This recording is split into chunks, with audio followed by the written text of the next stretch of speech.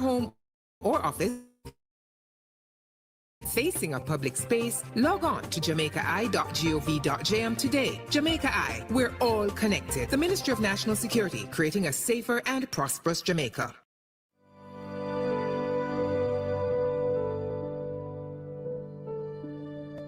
I'm not allowed to speak for myself. They make all the decisions. I'm not allowed to go anywhere by myself. They're afraid I'll escape.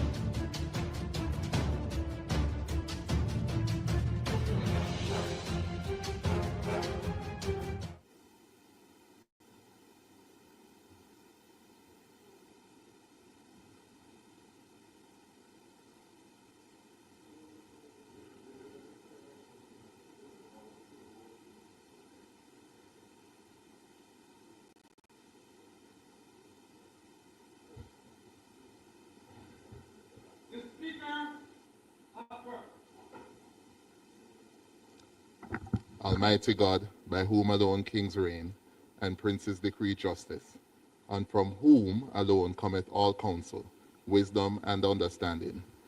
We, thine unworthy servants, here gathered together in thy name, do most humbly beseech thee to send down thy heavenly wisdom from above, to direct and guide us in all our consultations. And grant that we, having thy fear always before our eyes, and laying aside all private interests, prejudices, and partial affections, the result of all our counsels may be to the glory of thy blessed name, the maintenance of true religion and justice, the safety, honor, and happiness of the king, the public weal, peace, and tranquility of the island, and the uniting and knitting together of the hearts of all persons and estates within the same, in true Christian love and charity, one towards another, through Jesus Christ our Lord. Amen.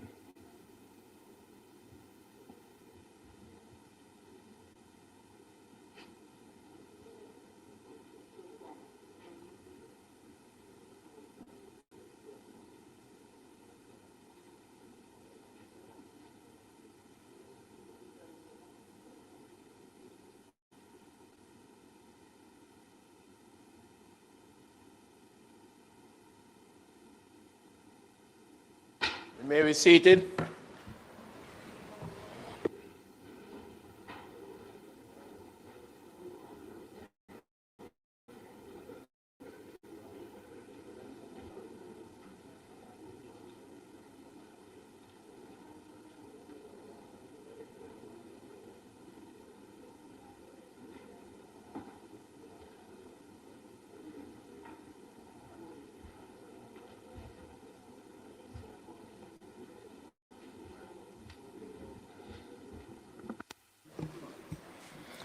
This honorable house now resume its sitting.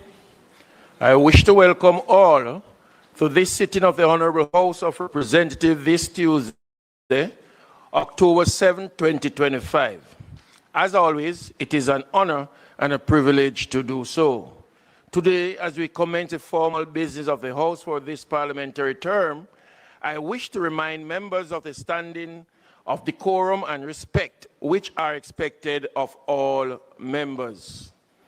Guidance on what is expected of members in the House are set out in the standing orders, especially section 17. And I ask that all members, particularly new members, take time to familiarize yourself with its contents. I also welcome those of you who are joining us online via the various social media platforms, the PBCJ live stream, as well as all guests who are here with us in the gallery.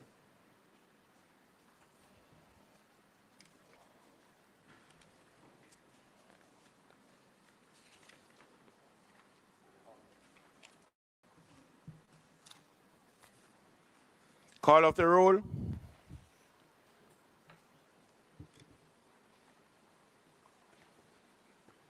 Mrs. Holness, Mr. Green, Dr. Holness, Dr. Chang, Mrs. Williams, Mr. Bartlett, Ms. Grange, Dr. Tufton, Mr. Mackenzie,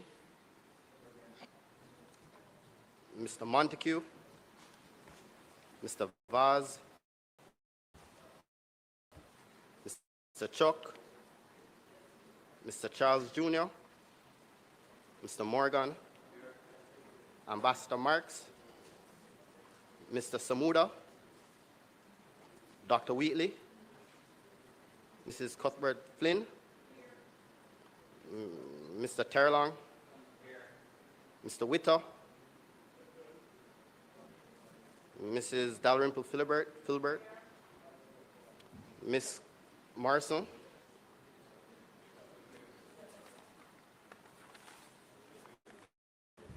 Miss Lee, Mr. Williams, Donovan Williams, Mr. Main, Miss Crawford, Mr. Williams Delroy, Miss Hamilton, Mr. Seabright, Mr. Azan, Mr. Brown, Dr. Brown-Burke, Mr. Buchanan, Mr. Bunting, Miss Burchell, Dr. Campbell, Mr. Cousins, Mr. Crawford, Miss Daly, Dr. Dawes, Daly,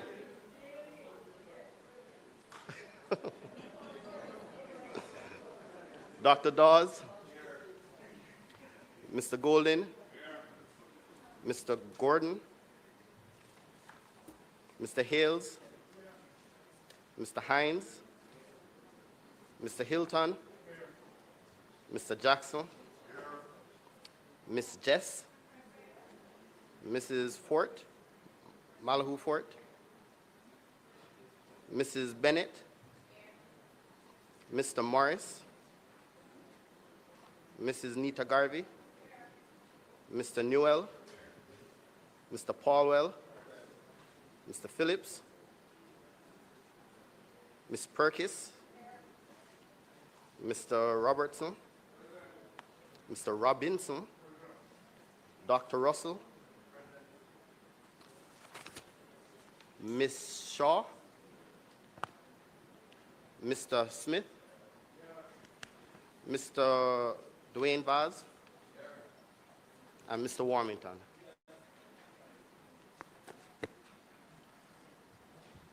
Statement by ministers.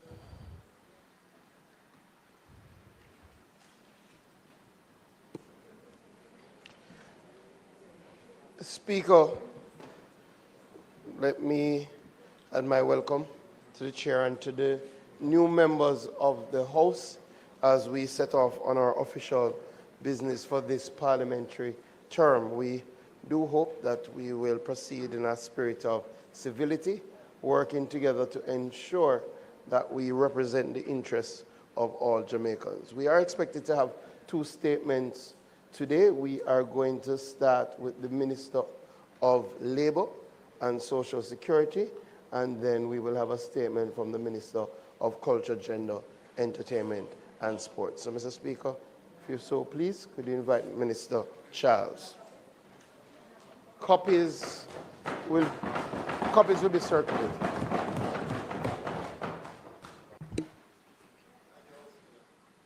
Member from Clarendon South Eastern.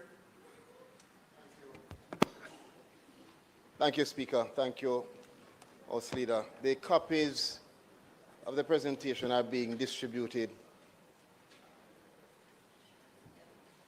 But I crave indulgence to proceed.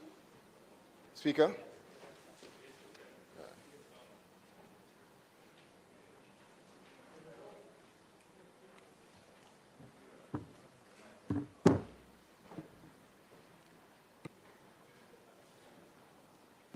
Yes, you can. Sorry.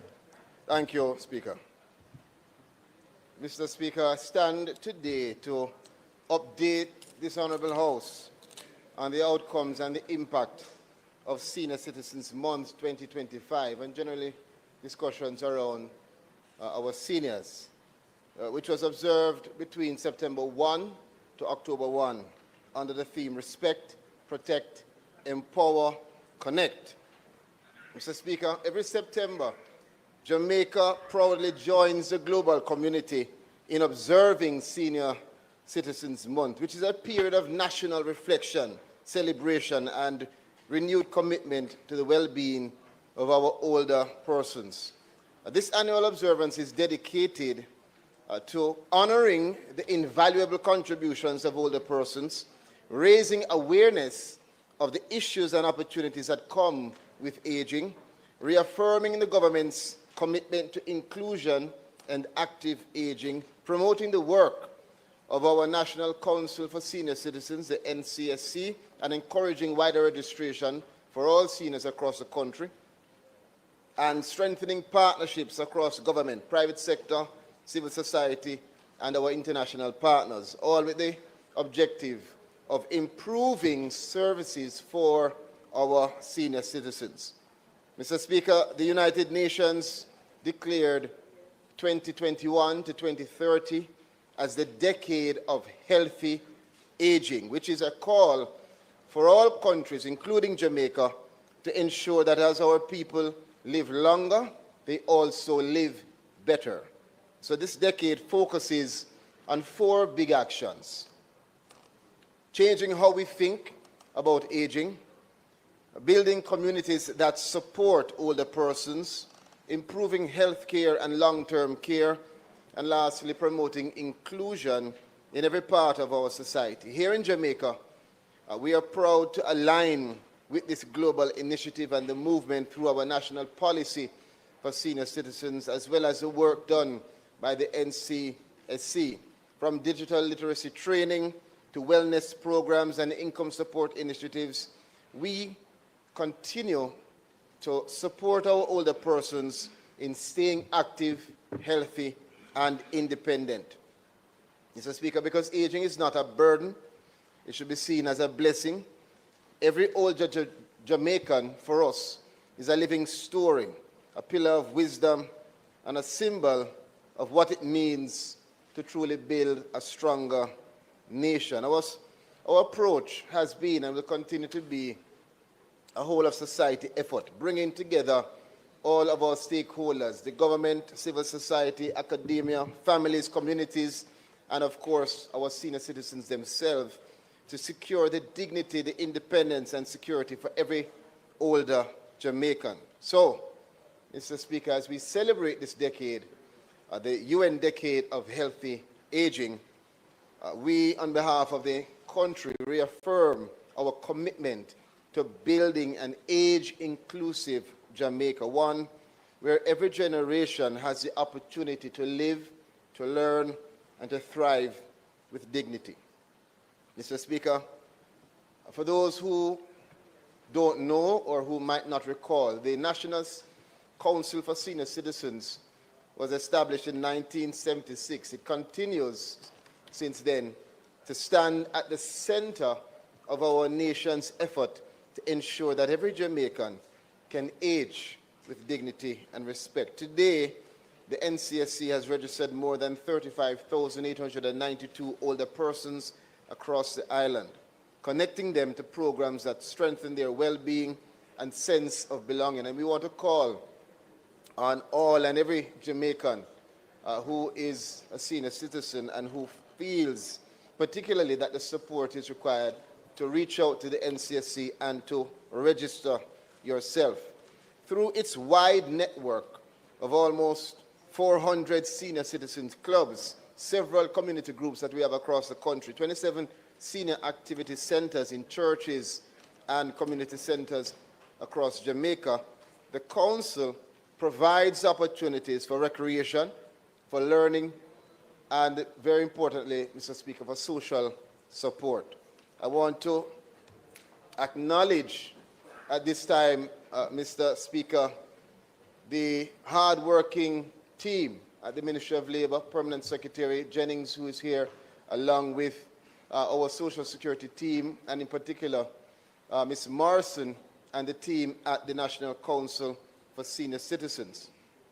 Together, we have continued the work to get this right. However, we acknowledge that there is need for more age-friendly spaces.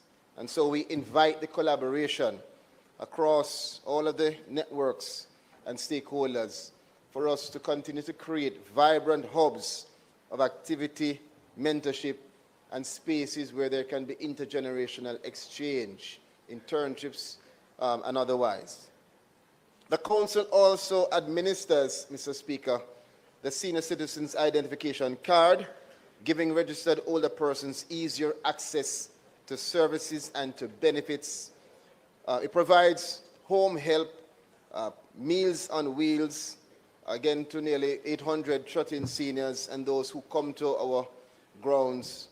And we continue to expand our reach in terms of digital literacy training, recently graduating more than 50 seniors who are among the batch, the cohort that have now greater access to technology and have learned how to navigate technology with confidence. In addition, through health and wellness programs, retirement planning sessions, and intergenerational initiatives, the Council continues, Mr. Speaker, to promote a message of active aging, encouraging our older persons to remain healthy, to remain engaged and empowered as they continue to contribute to national development. Let me say this, Mr. Speaker, we should know in this House, but for those listening and watching, nearly 15% of Jamaica's population is now aged 60 or older. And the work, therefore, of the National Senior Citizens Council becomes and continues to be critical. It's not just important, it is essential. And it embodies that vision that we have of an inclusive Jamaica, where every generation is valued and has a voice, and every senior has a place of pride in the story of our nation. I just want to highlight a number of things, Mr. Speaker, that took place in September of this year, Senior Citizens Month. We had an impressive calendar of events, starting off with the official launch, where we engaged our stakeholders and unveiled this schedule. We had Intergenerational Tree Planting Day, September 3rd. 419 trees were planted island-wide by seniors and youth, symbolizing continuity and stewardship. The National Church Service on the 7th of September, hosted at the Calvary Baptist Church in Montego Bay and streamed across the island. 103 churches as well participated in this effort and held dedicated service to honor senior citizens in their congregation and community. On the 11th of September, we had our 4th annual Aging Fair, an exciting engagement held at Emancipation Park with more than 2,000 seniors in attendance and engaged by some 60+ service providers offering health, pension, a lot of connectivity and information and wellness services to our seniors and family members who attended with them. On the 13th of September, Mr. Speaker, we had the Caribbean Wellness Day, where you saw parish-level activities promoting active aging and disease prevention that were held by the Ministry of Health and Wellness, and we thank Dr. Tufton and his team for the continued partnership. On the 14th of September, we had the 3K Purple Run Walk that featured 544 participants, including 282 seniors, showcasing the vitality of older Jamaicans in this multi-generational event. And I want to pause just to invite, even though the activities will go throughout the year, members in this House. At some of these, yes, Mr. Fitzjackson, members in the House who are seniors, we want to invite you to become more involved and engaged in the activities. persons who are participating are asking for you on both sides of the House. On the 17th of September, we had our National Senior Spelling Bee. It's an initiative that is critical to promoting cognitive health. And we had finalists from across all of our parishes, and we saw Mrs. Beverly Bean, 76-year-old from St. Andrew, emerging victorious. Yes, yes. On the 21st of September, World Alzheimer's Day, we observed that under the theme Ask About Dementia, and as part again of the public education campaign to raise awareness, promote care and support, and critically to reduce stigma around these issues. I want to move to the 28th of September, a day that many persons, when they saw it on my social media, said, I didn't even know that we had National Grandparents' Day. Yes. Yes, yes, Mr. Cho. A national celebration was held at Clarendon Park in collaboration with Juicy Parties, and we want to thank them, with music, entertainment, fellowship, culminating with nearly 400 grandparents being honored. And I must tell you, Mr. Speaker, colleagues, they were overjoyed. And they expressed to us thanks to the government and to us collectively as a parliament. 26th of September saw us, very important day. We had, again, another in the line of our digital literacy graduations, a highlight for me of the entire month, and a highlight of the event it being the expansion of the partnership between our council, the National Council for Senior Citizens, and the Heart NSTA Trust, where, again, we graduated our seniors with City and Guild certification, Mr. Speaker. And I want to highlight the oldest graduate. House Leader. House Leader.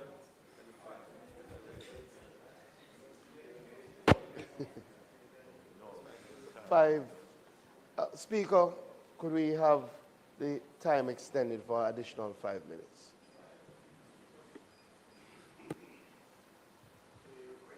The request is on the floor. Those in favor? Those against? The ayes have it. Minister. Thank you, Speaker. Thank you, colleagues. The digital literacy graduation, which again was a highlight of the entire month, and I want to just single out one of the top students was our 89-year-old, who happened to be the oldest graduate, and an amazing woman. In addition to this, we partnered with the Universal Service Fund and Flow Foundation and provided several of the graduates with laptops and smartphones, and the intention is over time to ensure that all graduates get access to some device to support their journey. Lastly, on October 1, it was the International Day of Older Persons, and celebrated under the theme, Older Persons Driving Local and Global Action. Mr. Speaker, this year's observance of our programs yielded tangible results across 4 strategic areas. Public awareness has been raised because of the national dialogue around elder abuse, dementia, and inclusion. We have ease of access to services, with thousands of older persons gaining access to health services, financial support, and others through our activities. Empowerment through skills, of course, with our digital literacy program, and stronger partnerships as we forge stronger partnerships across private sector, church, academia, and others.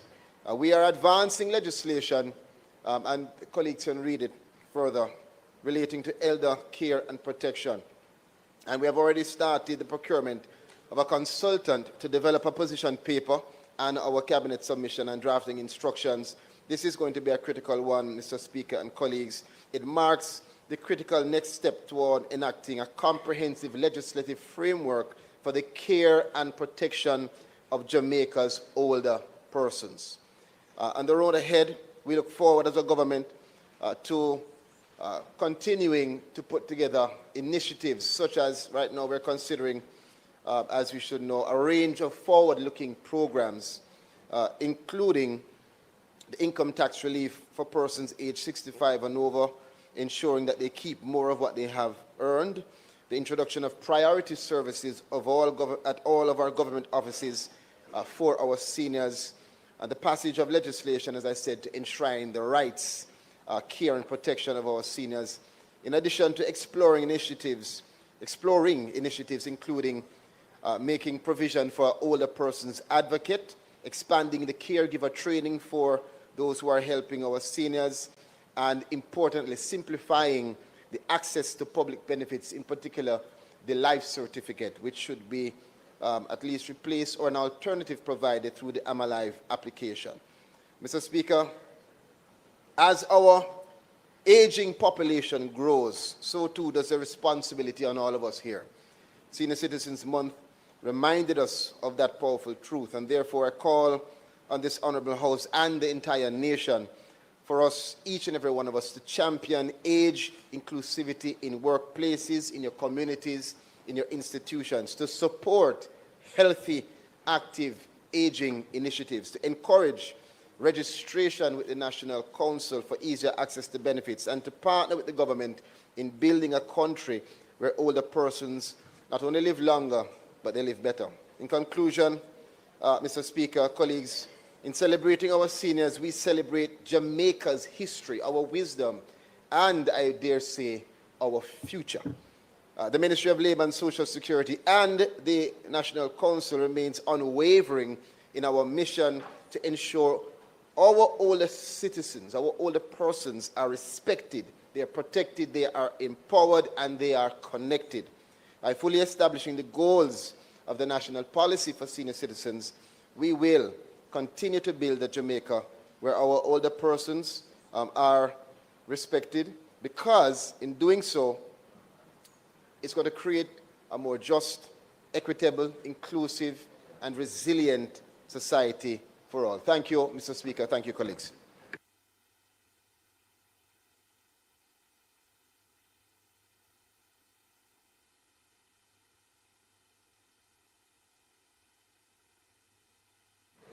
Member from St. Catherine Eastern.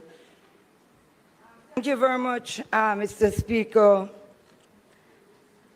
I too want to join in congratulating the ministry, and not just the ministry, but all the senior citizens and their various groups throughout Jamaica who have not just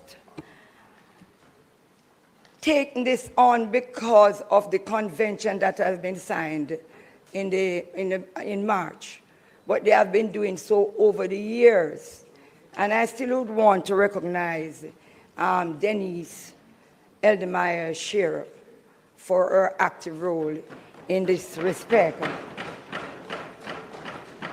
And the countless of others, especially in the various parishes.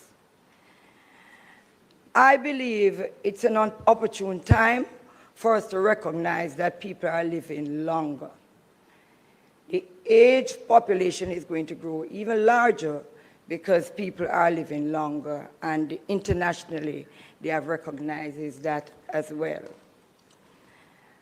I am of the view, though, that we need to put some things, while the activities are good and the integration of getting persons to go out into various communities, we really need to look at their well-beings. Because most of these seniors are so neglected, abused, left alone at home, and really and truly need more intervention. And I'm going to start with, especially for those who have worked in the government system and need their pension. I believe we need to put a proper time in now, when we know that these people are going to retire, that we do not let them retire and then they don't even understand how to start the process. We need public education in order that these persons will be able to enjoy their pension before they pass. And I also believe we need to start looking at those who have now gone long before, still active, still doing well, still alive, and need a livable pension.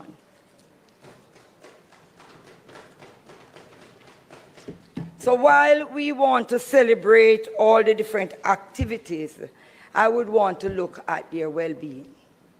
And I'm saying, Minister, in going forward, we really need to put a timeline in order that these pensions will be given to these persons in a timely manner. They should not be waiting 5 and 6 years and 7 years, some of them, before they can get their pensions. I mean, that is what they survive from. I want to also look at the kind of neglect sometimes, and it has to do with some of our government agencies. We need to start looking at how we look at taxes, property taxes for these elderlies. Whether, yes, we need to make sure that some of these things have become serious burden upon them. And if we really want them to live longer, and if we really want them to feel good and happy, we need to take care of their well-being. I personally believe that they have a lot to still offer. We have in the profession teachers, we have nurses, we have caregivers. And speaking about caregivers, could you say how far you have reached with art, the training of caregivers, and how much of them have been graduated, and if they are now being assigned in communities in order for them to be able to make meaningful contribution? Overall, I believe it's a good step in the right direction. I am here as an opposition spokesperson, and I'm willing to make sure that this dream is not just a dream, but it will be realized, because a country that takes care of their elderly and their children have a good place in heaven. Thank you.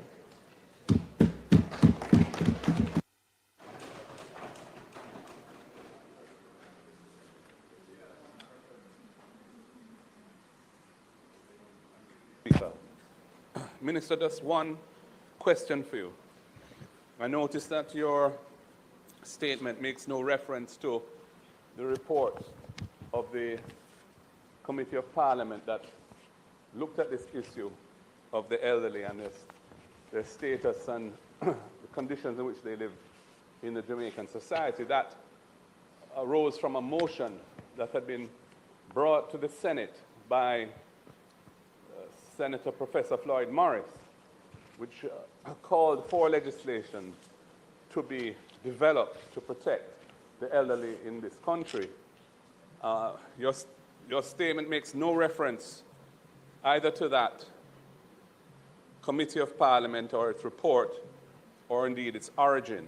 And I was just wondering, you speak here that a consultant is going to be procured to develop a position paper, a cabinet submission, and drafting instructions. And I was asking, my question for you is, where will the report of the committee feature in the development of that legislation? It had certain recommendations in it. Are those accepted by the government, or is it something that's going to be looked at afresh by a consultant in developing the proposals that will go to cabinet for the preparation of legislation?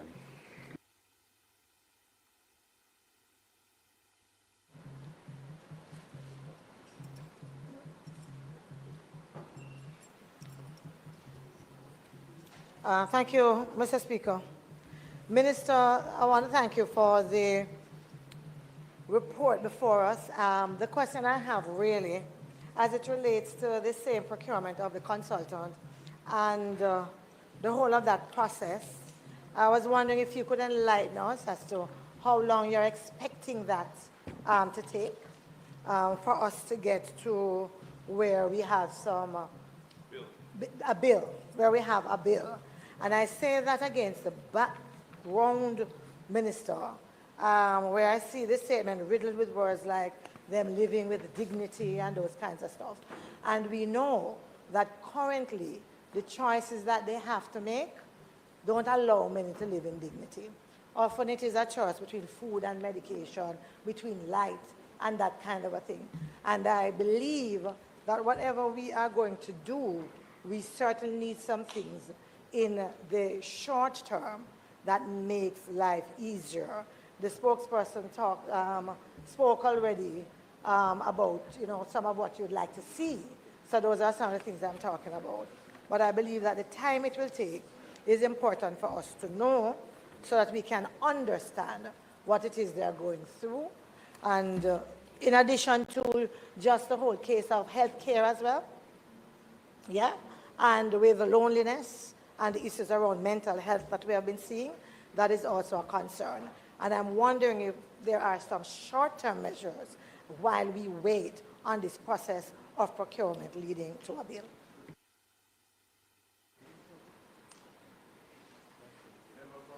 Member from St. Andrew, Western.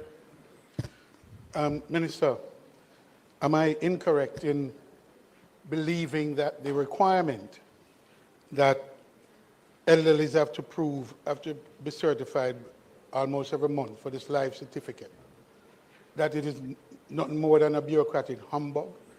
That is, am I wrong in assuming that that is nothing more than a bureaucratic humbug, and that it is time that we do something about this constant requirement of proving that they're still alive?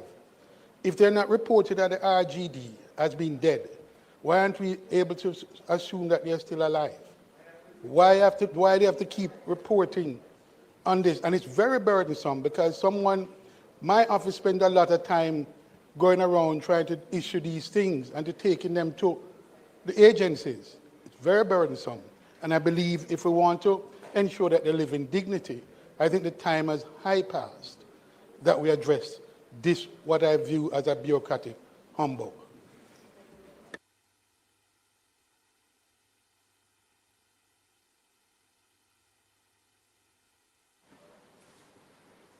Thank you, Mr. Speaker. Thank you, colleagues.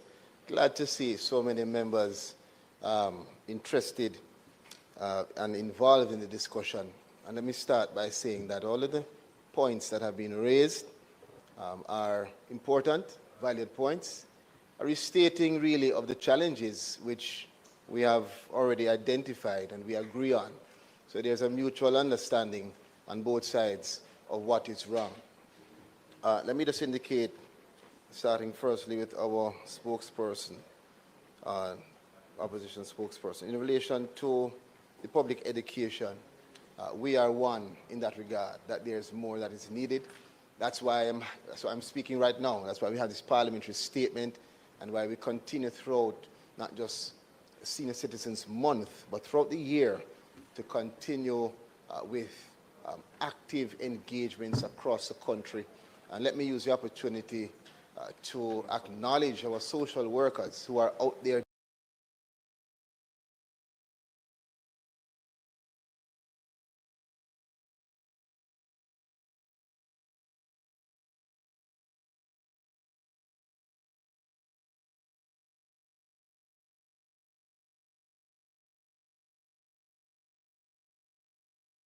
daily across the parishes working from our PAM. And I'll just answer the other matter that was raised at the same time, that yes, it does arise from and is further to the motion.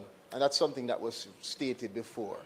It's not a matter that it wasn't referenced here. It has been stated in the Parliament. And so what we're referencing now is our plans going forward.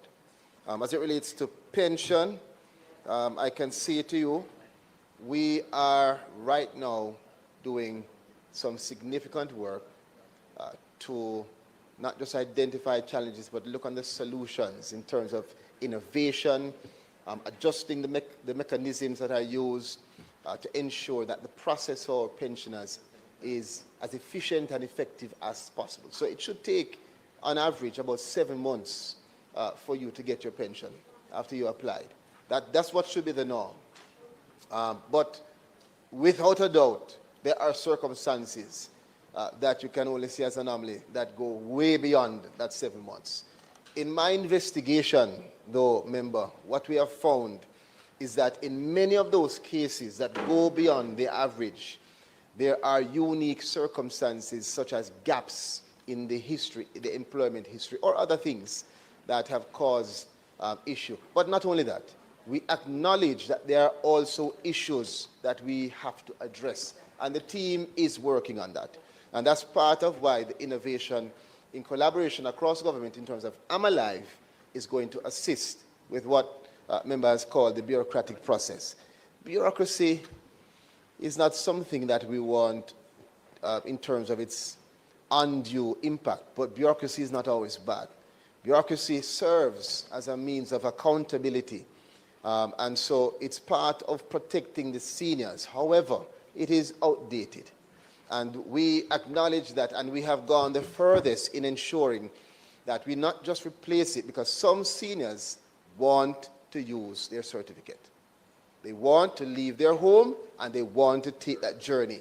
They want to partner with their grandson who is in the car, traveling them to the ministry. It's an experience for them. And I learned that the hard way in an outing. I learned it the hard way when I was having a meeting with a group of seniors and said to them, listen, we're going to change this. And I said, well, you're a young buck. Who tell us I don't want to go to the ministry?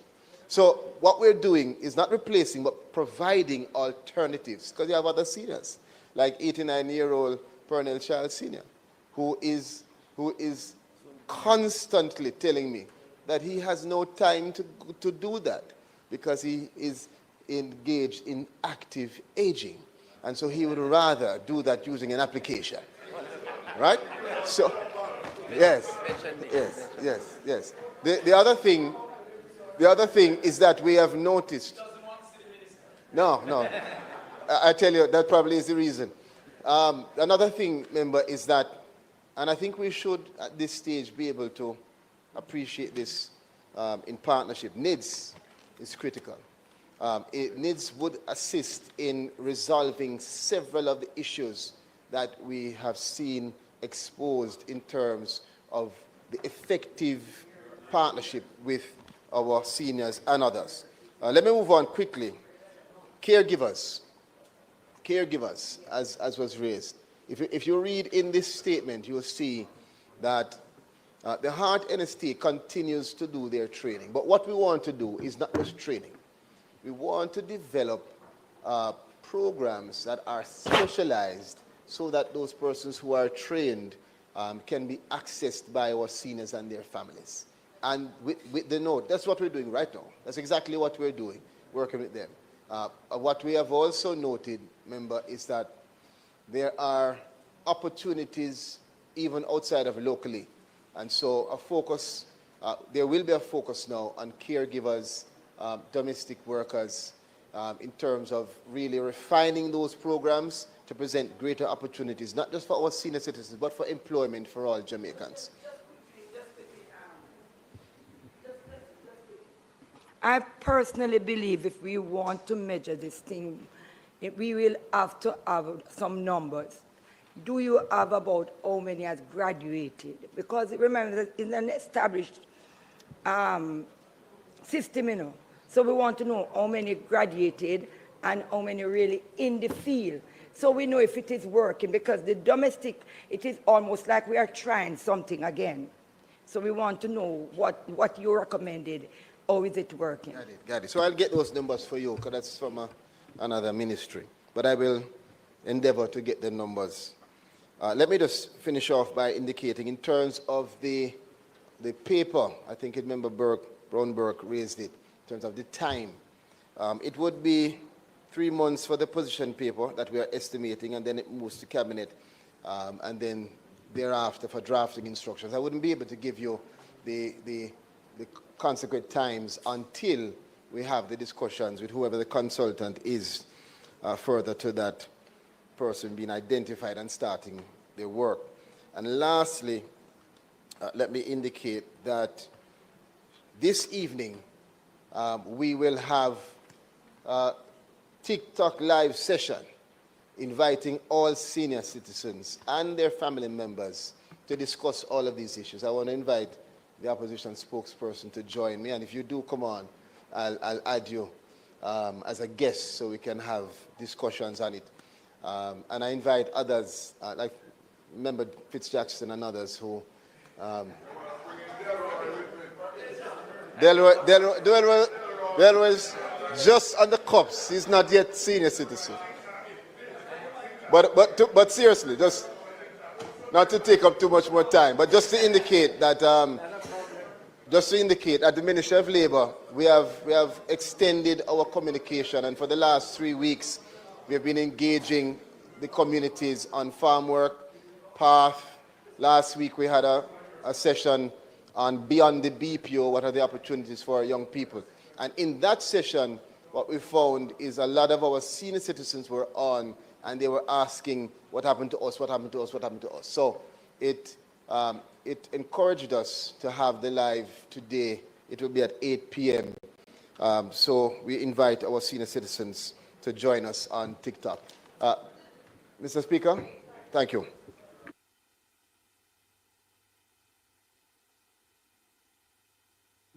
Member from St. Catherine, Southeastern. Last. Sorry, St. Andrew, Southeastern. Southwestern.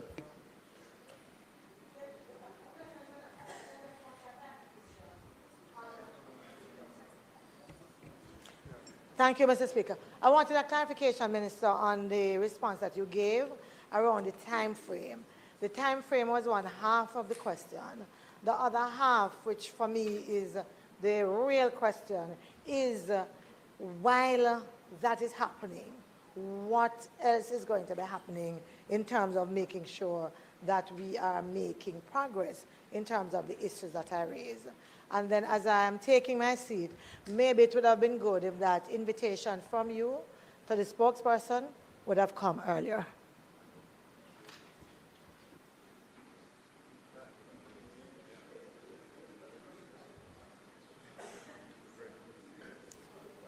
Minister, let us have the questions or the clarification that is being sought, from member from St. Andrews Southern.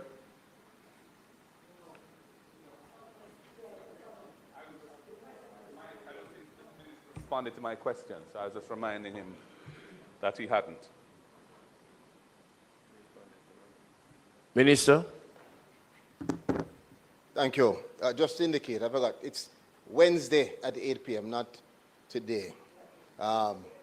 So I hope to see you on good thing you asked about it, Member Brown-Burke.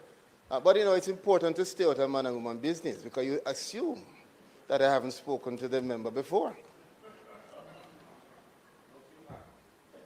No, I didn't, but but she does know that she's always welcome.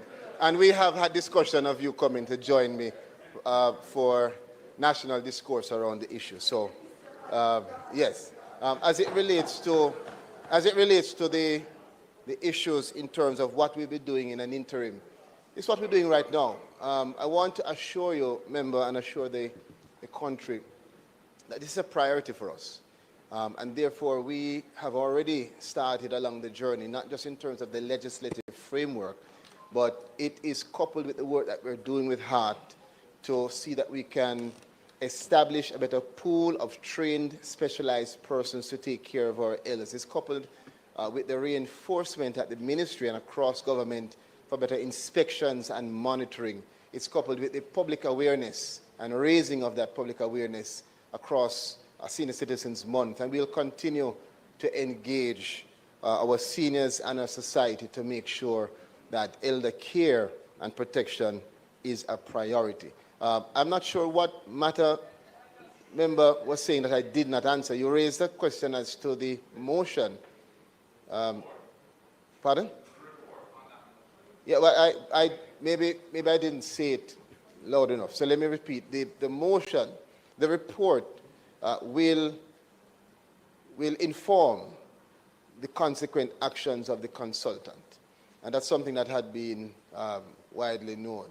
And so the issues arising from the report are particularly why we are moving now to create the legislation.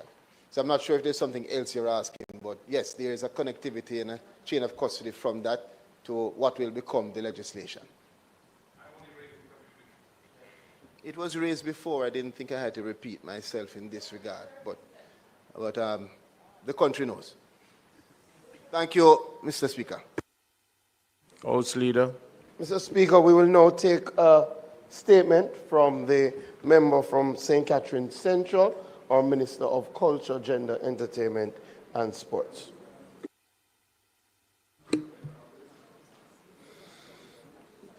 Member from St. Catherine Central, Minister.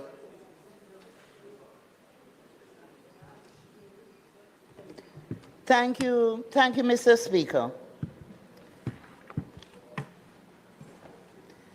Mr. Speaker, I rise today as we table in this honorable House the Green Paper on the National Policy for Culture, Entertainment and the Creative Economy.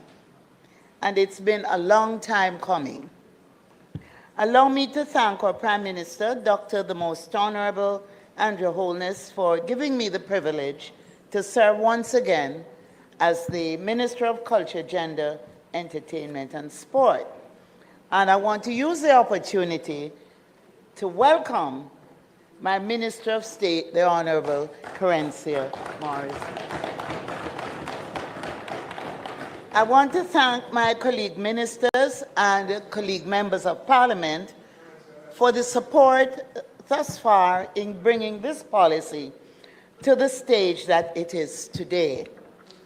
I also express appreciation to my ministry, led by my 2 permanent secretaries, the only ministry with 2 permanent secretaries.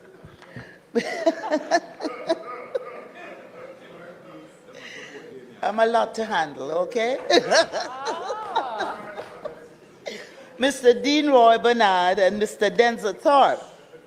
I also want to thank my principal directors, Ms.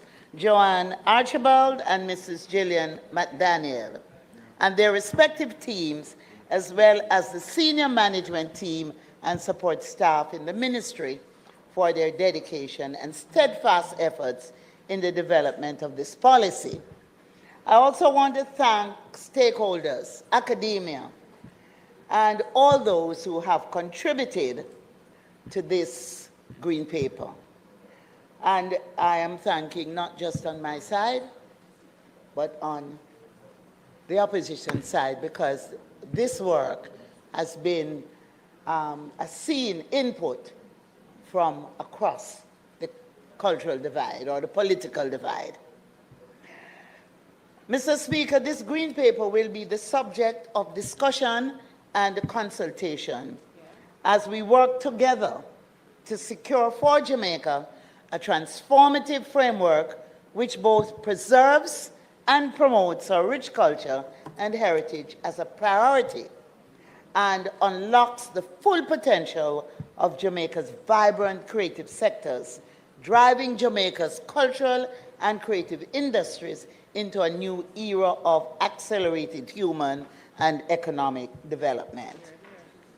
Mr. Speaker, this Green Paper's forward-looking approach places a premium on a just and cohesive society, equity and inclusivity, empowered communities, preservation of our rich heritage, respect for cultural diversity and cultural expressions. The instrument embraces and promotes innovation, as well as the leveraging of frontier technologies that power our creative economy within an ethical framework, and likewise focuses on sustainability and resilience for culture, entertainment, and the creative economy. The Green Paper we present today, Mr. Speaker, reflects a bold and visionary design shaped by ongoing consultative processes with our cultural experts and entertainment, culture, and creative industry practitioners, which I refer to as the ECCI. We position them at the heart of Jamaica's human and economic development. recognizing their power as engines of human and socio-economic development and transformation.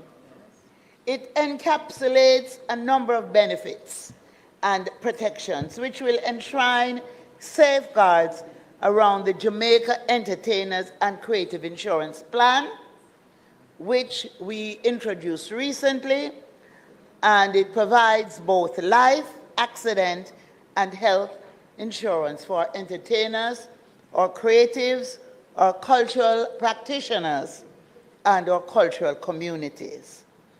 It undergirds incentives around tools of trade, facilitates preferential and free movement of entertainers, creatives, and cultural practitioners, strengthen the sector through the recognition, integration, and sustainability of associations within the sector. Jamaica's creative economy is already a significant contributor to national development, generating over 5% of GDP and supporting nearly 3% of employment. This performance places entertainment, culture, and the creative industries alongside tourism, construction, agriculture, and other vital pillars of our economy. The impetus of this policy design, Mr. Speaker, is to accelerate sustainable socio-economic development and growth through the provision of an enabling environment for the ECCIs, with a strategic plan to address capacity building, investment needs, and infrastructure requirements, to provide for effective governance frameworks, to strengthen regimes for data collection and intellectual property protection, as well as increase public access to them, to target the elimination of barriers to trade, and to increase support to the sector in favor of safeguarding the status and mobility of the artist and anchoring sustained, vibrant, and thriving industries. Mr. Speaker, we are confident that this policy construct complementary legislative action and diligent implementation will be a critical success factor in transforming people's lives, in transforming communities, society, and the economy. This represents a key part of the government's overall strategy for achieving Jamaica's Vision 2030 and global sustainable development goals. Central to our plan, Mr. Speaker, is the establishment of the Institute for Cultural Practitioners, Innovators, Entertainers, and Creatives, which will serve as a center of innovation and excellence with culture and heritage-focused offerings, along with cutting-edge, flexible education and professional development opportunities in the wide array of creative disciplines. And this will include the arts, digital technology, archaeology, gastronomy, and so many others, heritage conservation, and many other creative entrepreneurship. The Institute for Creators and Innovators will provide the full range by leveraging local and international partnerships, envisioned to include our universities and colleges to champion human development, reinforcing the holistic nature of Jamaica's creative ecosystem. We are providing an institutional architecture that values and strengthens our cultural identity, prioritizes cultural resource management, nurtures talent, and prepares our creatives for global competition. The micro-credentialing model will allow cultural practitioners and creatives to continue to earn while upskilling to the highest levels of certification. There are many practitioners today who are excellent in their field, but they have not been certified. To complement this, the establishment of Jamaica Entertainment and Cultural Development Foundation will provide a dedicated and sustainable funding mechanism. With its status as a charity, this foundation will mobilize and direct investments from government, from the diaspora, from private donors, supporting infrastructure development, event and program-centered funding and fundraising, and institutional support, all crucial to the sector's expansion and sustainability. Mr. Speaker, the policy also treats with the sustainability and advancement mechanisms of the festival economy, which will impact our community, national, regional, and international festivals. We're also advancing the promulgation of an Entertainment, Culture, and Creative Economy Act. This crucial legislation will streamline government engagement with the sector, safeguard the rights and interests of creatives, encourage private sector collaboration, and incentivize the sector. It will enable us to formalize the industry, measure, monitor, and value its contribution, and ensure policies remain adaptive to technological, economic, and social trends. Our Green Paper emphasizes cultural preservation alongside economic growth, promoting inclusivity, innovation, and sustainability. We also commit to strengthen our programs designed to ensure local and international recognition of our rich, tangible, and living heritage, building on inscriptions Jamaica has received, including the last year, the revival pilgrimage to Wat Town, and their archaeological landscape of 17th century Port Royal, and protections and other benefits to be derived from ratification of international conventions. Another important feature, Mr. Speaker, is also the intention to fully institute a robust disaster risk management strategy that ensures we are responsive to the increasing effects of climate change. It provides for leveraging frontier technologies such as artificial intelligence and digital tools to empower creatives and protect our unique cultural identity that defines and fuels brand Jamaica.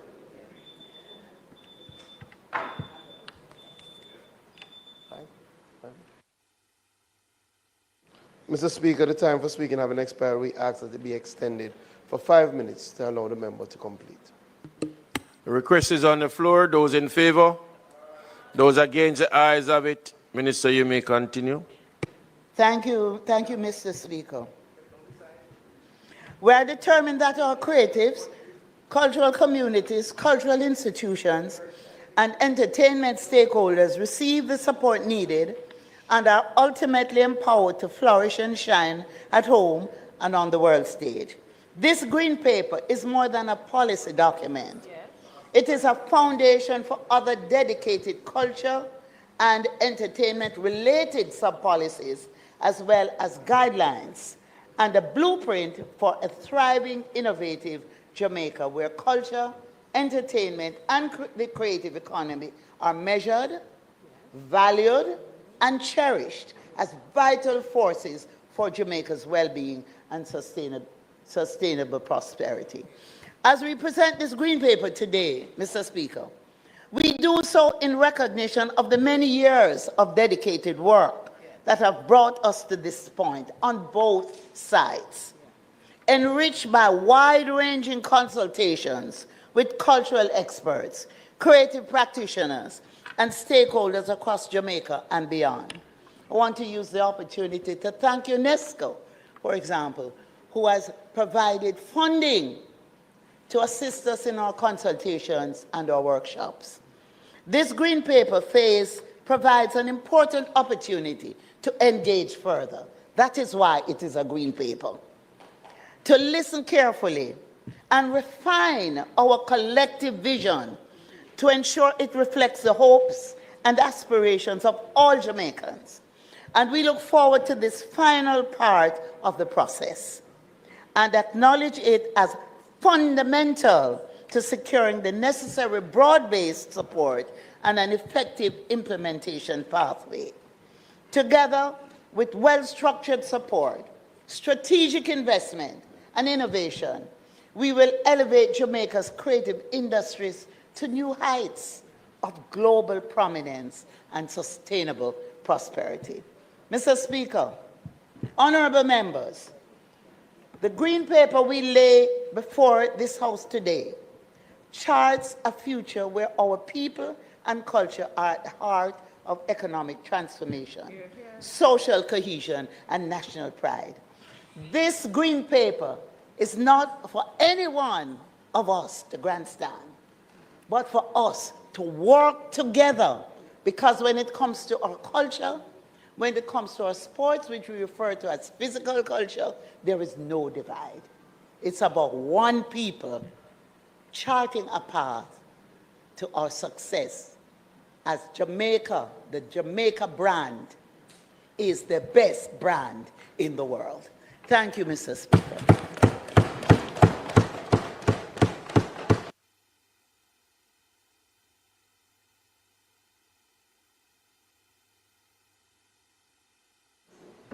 Member from South St. James.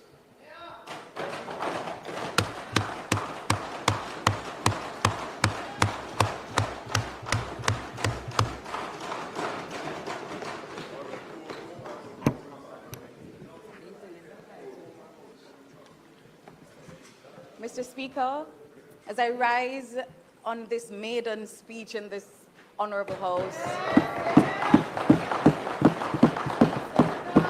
I wish to thank the people of South St. James who chose me to be their voice in this honorable House.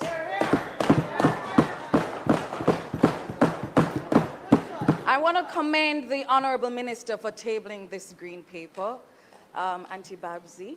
I know it's not proper to refer to you as that, but you have a history of working in this portfolio, and I take particular note of the fact that you acknowledged the opposition's participation over the years in building out the body of this work. A green paper is but the first step, and so we welcome it. It's really disadvantageous to me that I'm unable to go through it just now, but I promise you that I will spend the next couple of days to go through it and make it available to the constituents in South St. James and those who support us through our task force to ensure we have the information to better respond to what you have put together for us here today. I want to say first and foremost that a lot of green papers don't often end in white papers and then into legislation, but I have very good hopes for this one. I hope that you know that the opposition will not challenge anything that will give power to the creative industries in Jamaica and the cultural sector. You see, our creativity is one of Jamaica's greatest source of strength, identity, and influence. And anything that attempts to package that in a way that those who serve the industry benefit will have our support. I note that UNESCO is one of those agencies or entities that you have listed as providing some financial support to this project. We would like to know how much that is and how it will be used and how we can deepen the consultative process. Because no policy that is to serve the creative industry that doesn't get the voice of the creatives, the drummers, the Dinky Mini people, the Kumina people, the church people, speaking as a pastor's daughter myself, those craft vendors, those stilt walkers in Farm Retrieve in South St. James, those Maroons in Flagstaff in South St. James, Sam Sharp's descendants over there in Croydon, in Catadupa, then if our voice is missing from this, it will not truly reflect the best foot forward for Jamaica.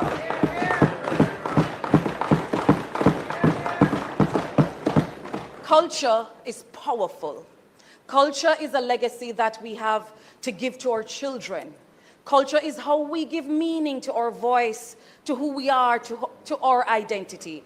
And I will look towards another opportunity to speak more fulsomely to this. Know, though, that we have a throng of people who will be providing ourselves, making ourselves available for the consultations when you provide the forum for that. Thank you very much.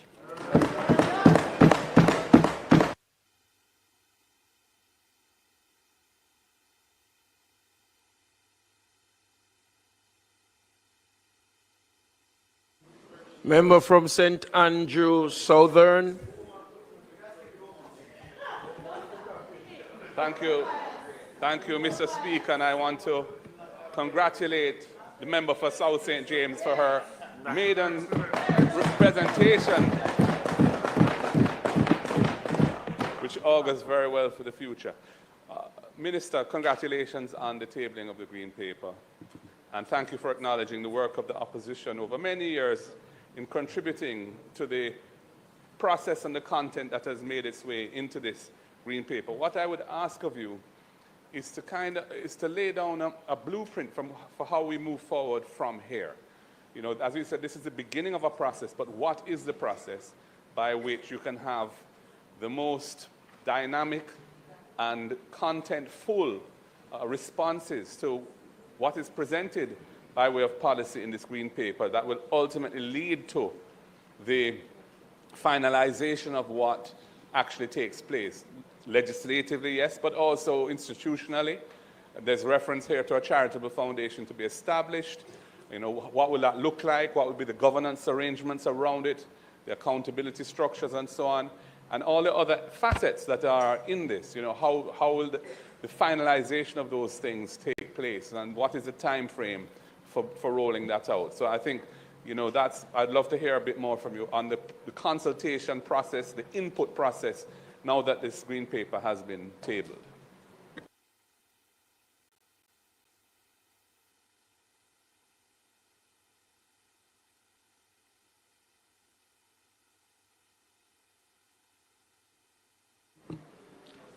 Member from Northwest St. Catherine.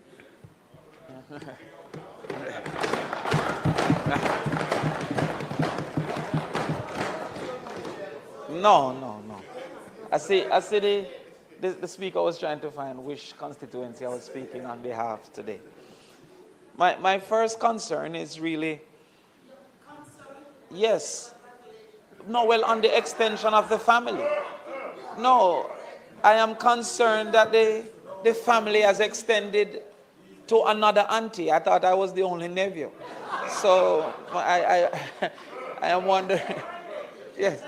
Okay, I'll accept no further extension to the family. But indeed, I must also congratulate you and celebrate you for your commitment to the entertainment industry and to the cultural industry as well.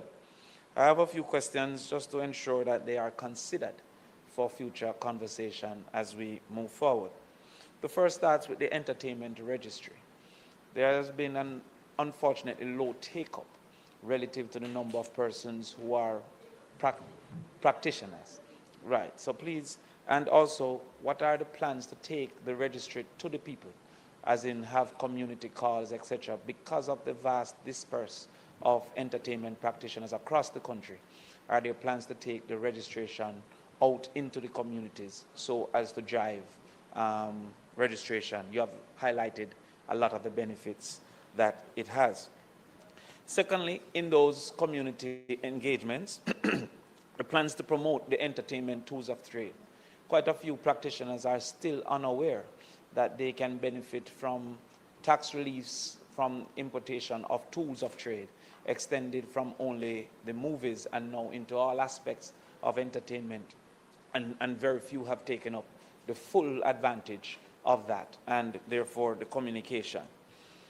As we know, the vast majority in numbers of events are not large events.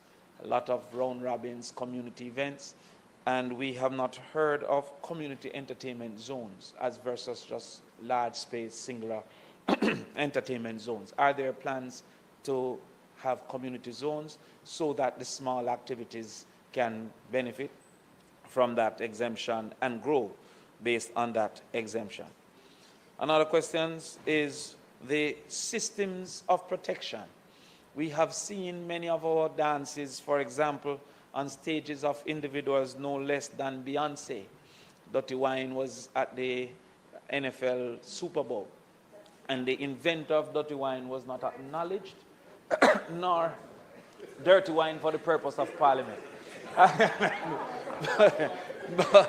but the inventor was not acknowledged, worse yet benefited financially from the what some would call piracy of our free-to-use cultural appropriation. And so there seems to be a need to extend the benefit from the immediate fashionability of it and the immediate excitement around it so that it extends further. And there needs to be a greater push for protection. The musicians have caught on and are seeking that protection, but there are other aspects of entertainment that they are not able to at this time. You spoke glowingly that entertainment should be, and rightfully so, compared to things such as tourism. And by extension, I'm hoping that we will be hearing about the Entertainment Enhancement Fund, in short order, similar to what we have for the Tourism Enhancement Fund, for the promotion of entertainment, the building of venues, and also the upgrade of venues. However, we should be very careful that we don't exaggerate some of the earnings that we are seeing here. For example, I see here Sumfest with an estimate of 7 days of spending for the average Jamaican, 16,000 Jamaicans in attendance. Sumfest on average is 2 days, maximum 3 days. And most of those persons would not be having a week of activity. So sometimes these exaggerated numbers may lead to policy directions that might not be sufficient. Additionally, while I see $49,000 per day for the visitor, one would presume that that also includes the room. And we're sure when Minister Ed Bartlett is here, that will also be counted as tourism as well. And they tripled when Ed is here, but that is something that we must be careful of as we move forward to indicate what aspects of spend are to be attributed to tourism and what aspects of spend are to be attributed to entertainment. I would posit that as tourism promotes itself as a key attractor, more of the spend should be contributed to the key attractor. And maybe that $20, Minister Grange, you can make a lobby effort for that TEF in those periods to come over to the ministry. The final two questions, the last one, sports as entertainment. In this list, I didn't see sporting activities registered as entertainment activities. And there is indeed sport and the opportunities for sport to create entertainment and generate income. And we have seen some of that with cricket when it was at its highest point, and we have seen it with football and track. Just so you know, you're on your feet asking questions, not to make a presentation. I have not made a presentation. All right? So, no. Well, but there was no content.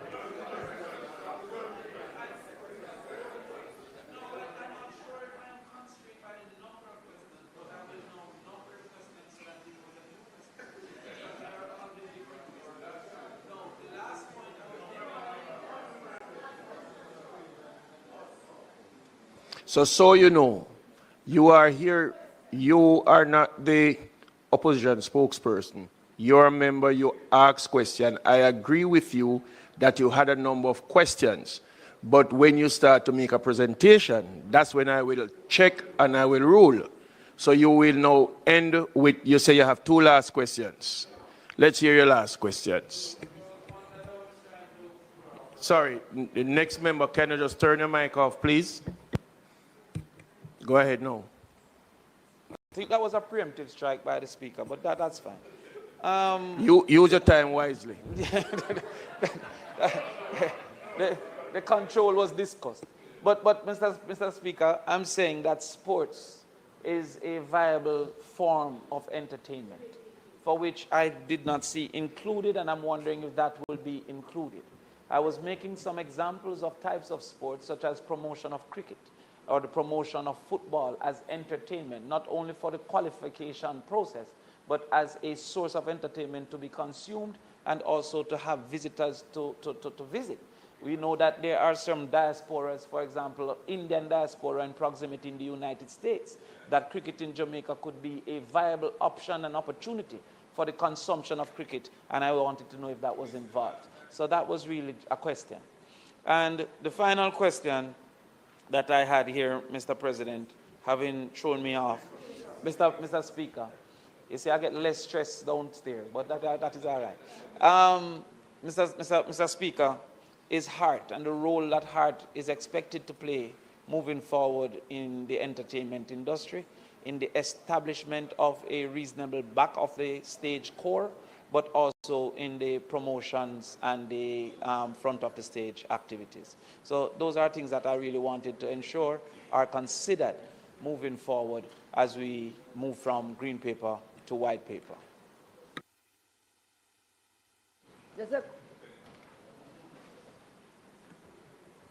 Thank you very much, Mr. Speaker. Just quickly, Minister, I want to join in congratulating you on returning to your I think you're going to be for life. that ministry. But honestly, I want to congratulate you on returning to that ministry and to continue the work that you have been doing. I want to find out, though, from you if the historic foundation is still in existence. Historic foundation, right. Because I am a little concerned, Mr. Speaker, that when we speak, we are now more inclined with the entertainment and the creative industry and all of that. But the preservation of our history, I do not see any emphasis being placed. And I am in a constituency that has a wealth of history that we would want to harness and to use, just as how you want financial gains from the others, to be able not just for the monetary gains, but to empower and to educate our young minds more so that is coming up. And I would like to see more emphasis being placed. And I would want to also find out if there is anything being done in terms of a partnership between us and Spain in regards to getting any kind of assistance in building out some of these recommendations that we have in this green paper. Thank you. Member from Eastern Portland.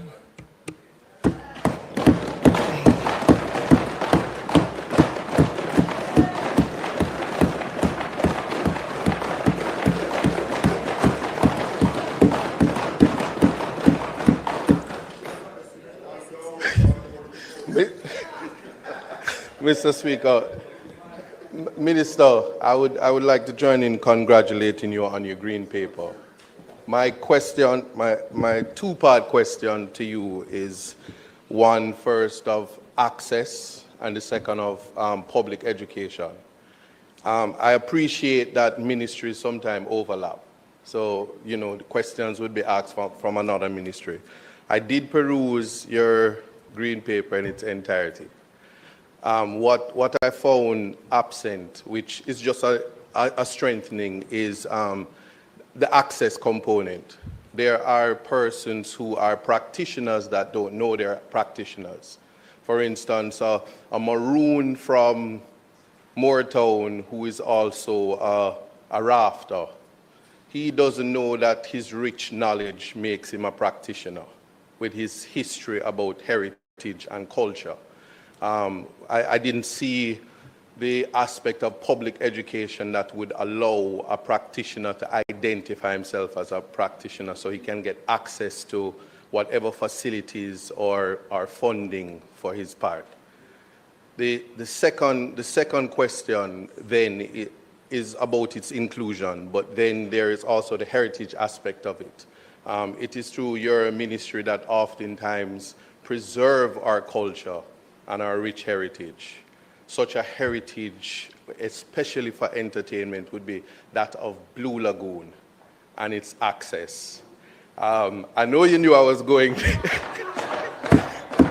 but just to say that I appreciate the thought, the mature consideration that came through the paper.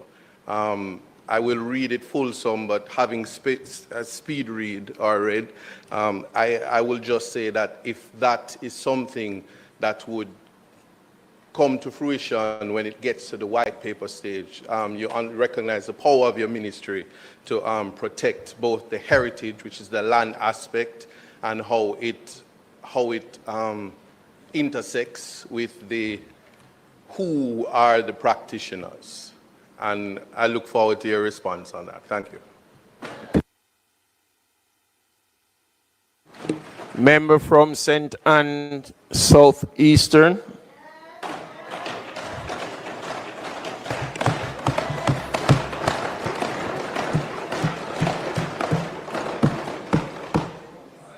Thank you, Mr. Speaker.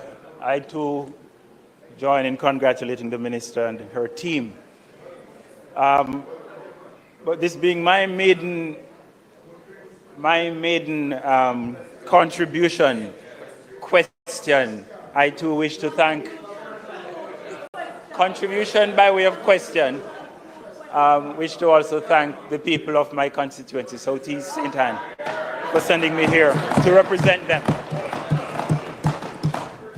Minister, it would be, Minister, I think it would be remiss of us not to acknowledge what has happened in the last week and a half or so, and I don't mean the elections. I mean the Oxford English Dictionary. Yes, brought up, say, Bulla, and some of what we're hearing, carry go bring home, added to the Oxford English Dictionary. And that again emphasizes the power of what we're talking about here today. So it also leads me to the question, Minister. Too often our people are the performers. Too often our people, especially in rural areas, them get a bus and then them find themselves exactly where they were in the beginning.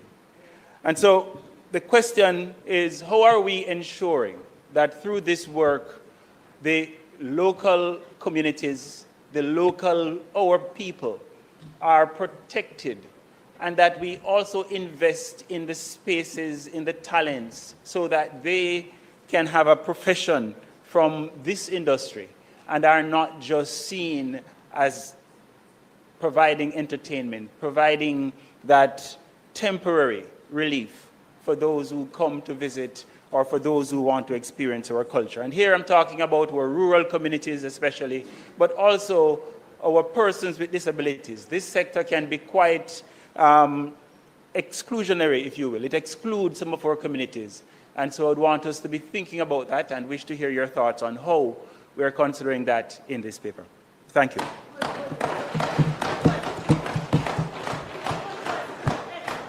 Member from Clarendon Northern. Thank you, Mr. Speaker.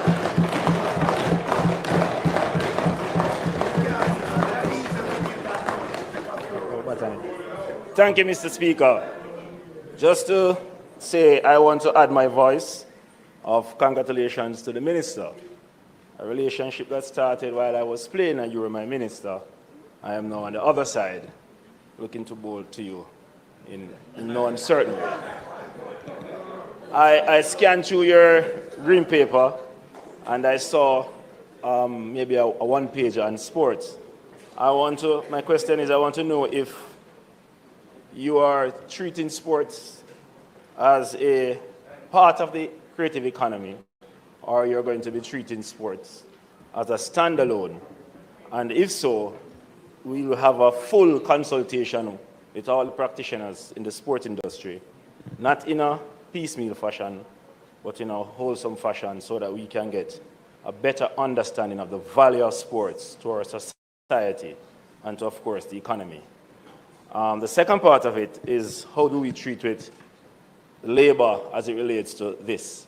And if the legislation will support this document to ensure that creative persons and sportsmen and women are treated formally in our society so that they can enjoy the benefits of the society, going to the NHT, getting a mortgage, of course, having a good health plan, and so they can participate in society in a wholesome way and not like they're on the side as sports persons are often treated. And before I close, Mr. Speaker, I'll ask you the permission to thank my people of North Clarendon for reposing their trust and belief in me so that I can sit in the House. I thank you.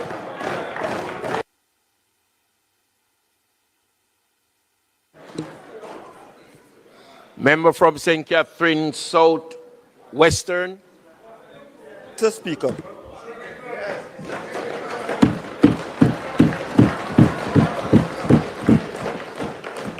Mr. Speaker, I think we're starting on the wrong footing. And I think we are setting a very bad example for the young members who just came in. The issue is, a statement by a minister is, I think, limited to 20 minutes, and the opposition spokesperson limited to 5. Then others can ask questions. What I've observed is that everybody making a statement or a speech or presentation. Mr. Speaker, we start out wrong, badly. So you need to rein them in. Whereby statements are, what am I doing? I'm trying to educate you on the standing order. I'm trying to educate you on the rules of this House. Mr. Speaker, I'm calling you to put some discipline on the floor. Point of order, Mr. Speaker. Point of order. You need to rein in the members. Member.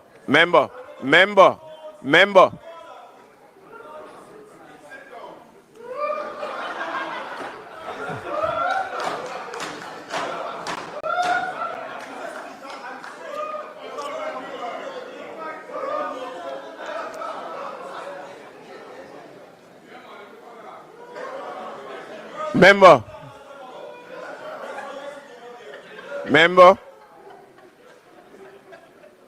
you have raised that a point of order. Let me hear your point of order.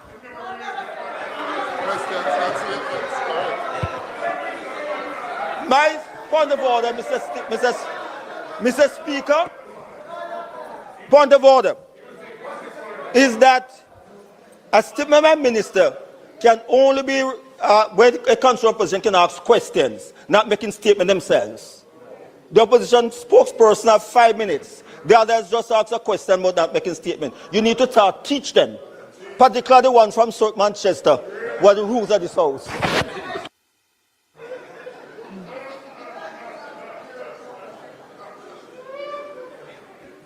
Announcement.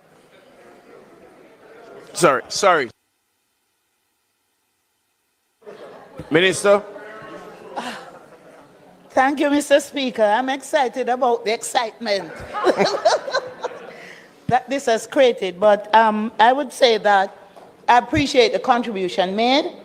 The fact that this is a green paper, you know, the input of persons within the House and outside of the House. I will be guided if it will be a joint select committee or it will be the Human Resource Committee, but that is to be determined. But the opportunity will exist for the inputs to be made. And I'm really happy that everyone is really excited about this. Just a couple of quick points. The soft copy should be available to you as we speak, right? So you will have access to the soft copy. The Blue Lagoon, when we talk about access, and I know the concerns you have had, you know, and you as the new member of parliament, you will be looking keenly to see what is going to happen there. But we have to ensure that we put order in what we do. And so this document will provide the guidelines, the framework within which we operate. And public education, yes, is important. Yeah. And that will be a critical part of this program as well. I also want to indicate that sports, we refer to it as physical culture. Yeah. And it's not about one page. There is so much more that is in this framework, that sports is entertainment as well.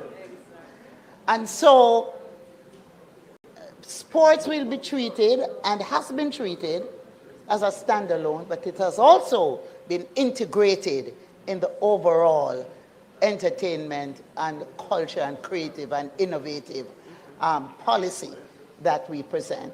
For example, sports has its own, in the sport practitioners, they have their own insurance plan. Entertainers and cultural communities have their own insurance plan. The maroon communities, they are on the e-registry, and there is a sports registry as well.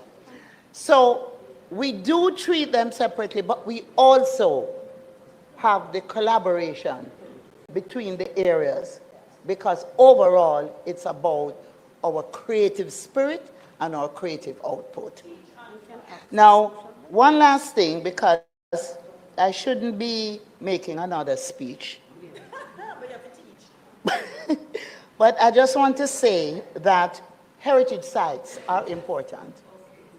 And the Jamaica National Heritage Trust, which is responsible to treat with the built heritage, on that board would be representatives from the Historical Society, the Georgian Society, and all the relevant bodies. And our built heritage is extremely important.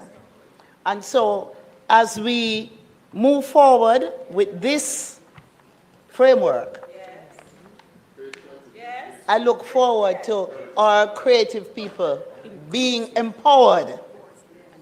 And for us, data collection is very much a part of this.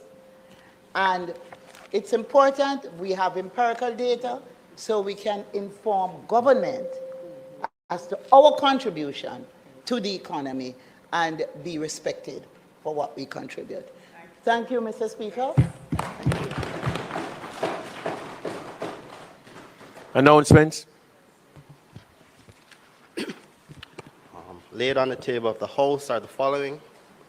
Annual report of the National Education Trust for the financial year 2019-2020. Annual report and audited financial statements of the Rural Water Supply Limited for the financial year 2021-2022. Annual report and audited financial statements of the Sports Development Foundation for the calendar year 2022. Independent Fiscal Commission statement on fiscal performance for the financial year 2024-2025. Annual report of the Northeast Regional Health Authority for the financial year 2010-2011, and its related ministry paper number 42 of 2025 entitled Annual Report of the Northeast Regional Health Authority for the financial year April 2010 to March 2011. Green paper numbered 1 of 2025 entitled National Policy for Culture, Entertainment and the Creative Economy 2025 to 2035. The Independent Commission of Investigation Special Investigative Report, Planned Police Operations, dated October 2025. Integrity Commission's investigation report into concerns that Ms. Keisha Lewis, councillor at the St. Catherine Municipal Corporation, failed to file her statutory declarations with the Integrity Commission for the years 2019, 2020, and 2022, and its indicative ruling. Integrity Commission's investigation report into concerns that Mr. Roger Curlew, former councillor at the St. Catherine Municipal Corporation, failed to file his statutory declarations with Integrity Commission for the years 2019, 2020, and 2022, and its indicative ruling. Integrity Commission's investigation report into concerns that Mr. Rowan Hall, a councillor employed to the Kingston and St. Andrew Municipal Corporation, failed to file his statutory declaration with the Integrity Commission for the year 2019 and its indicative ruling. Integrity Commission's report of investigation concerning allegations of procurement irregularities and conflict of interest in the award of contracts to Market Me Consulting Limited by the Ministry of Health and Wellness. Thank you.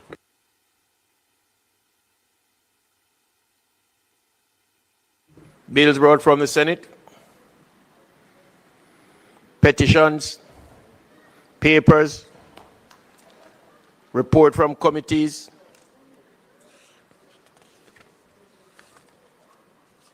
Notice of motion given orally.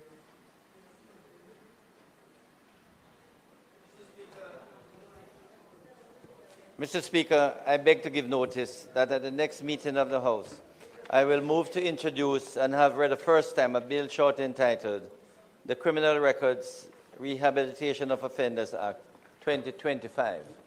And just to indicate to the House, Mr. Speaker, that I'm hoping to start the debate next week.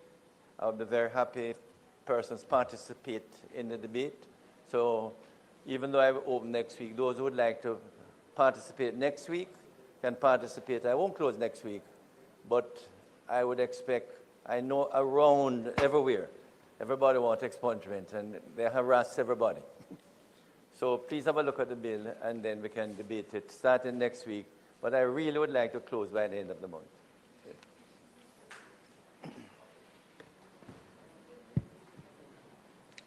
Mr. Speaker, I beg you to give notice that at the next meeting of the House, I will move the following motions. Be it resolved that in accordance with Section 67(2) of the Constitution of Jamaica, this Honourable House appoints a standing committee of the House comprising of the following members. The Most Honourable Juliet Holness, Honourable Andrew Wheatley, Mr. C. Everall Warmington, Honourable Delroy Williams, Mr. Fitz Jackson, Dr. Dayton Campbell, Ms. Denise Daly, to keep under continuous review the number of constituencies into which Jamaica is to be divided and the boundaries of such constituencies.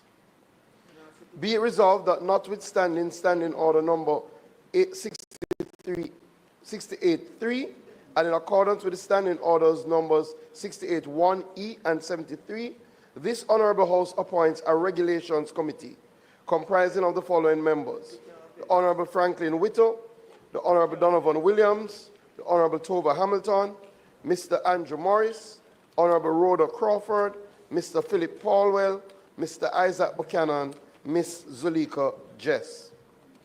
Be it resolved, notwithstanding Standing Order number 68.3 and in accordance with Standing Orders numbers 68.1g and 73b, this Honourable House appoints an Internal and External Affairs Committee comprising of the following members: the Honourable Juliet Cuthbert Flynn, Mr. Dwayne Smith, the Honourable Alanda Turlong, Mr. Heroy Clark, Mr. Fitz Jackson, Ms. Zulika Jess, Dr. Kenneth Russell, the Honourable Delano Sivright.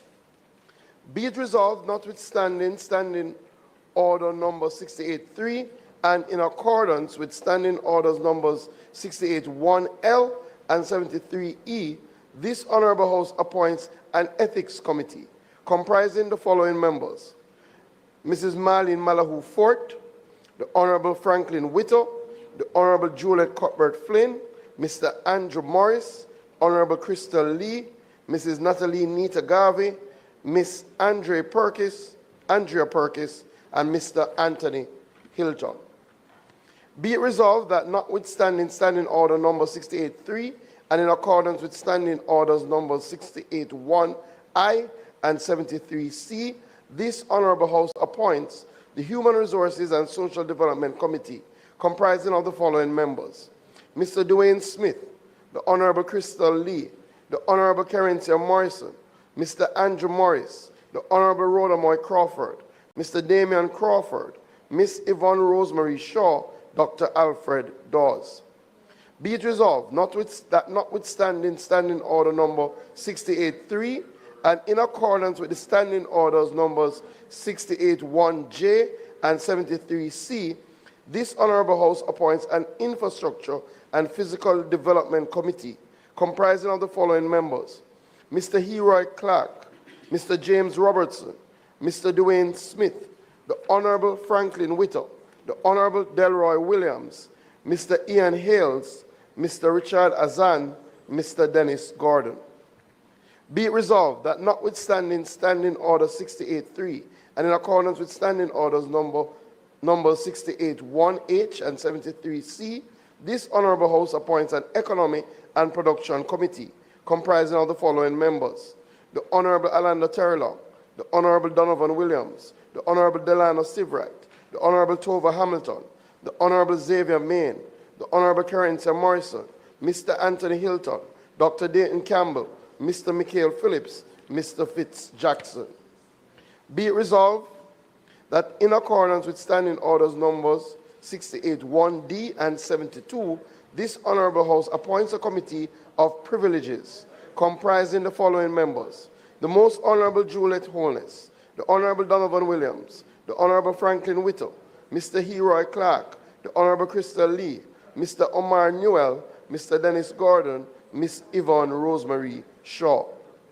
Be it resolved that notwithstanding Standing Order 68.3 and in accordance with Standing Orders numbers 68.1A and 69, this Honorable House appoints the Public Accounts Committee comprising the following members: Mr. Julian Robinson, Honorable Frank Whittle, the Honorable Xavier Main, Mr. Heroy Clark, the Honorable Tova Hamilton, the Honorable Delano Sivright, Mr. Peter Bunting, Mr. Lowton Cousins, Miss Heather Miller, Mr. Christopher Brown, Mr. Dennis Gordon, the Honorable Juliet Cuthbert Flynn, the Honorable Carencia Morrison.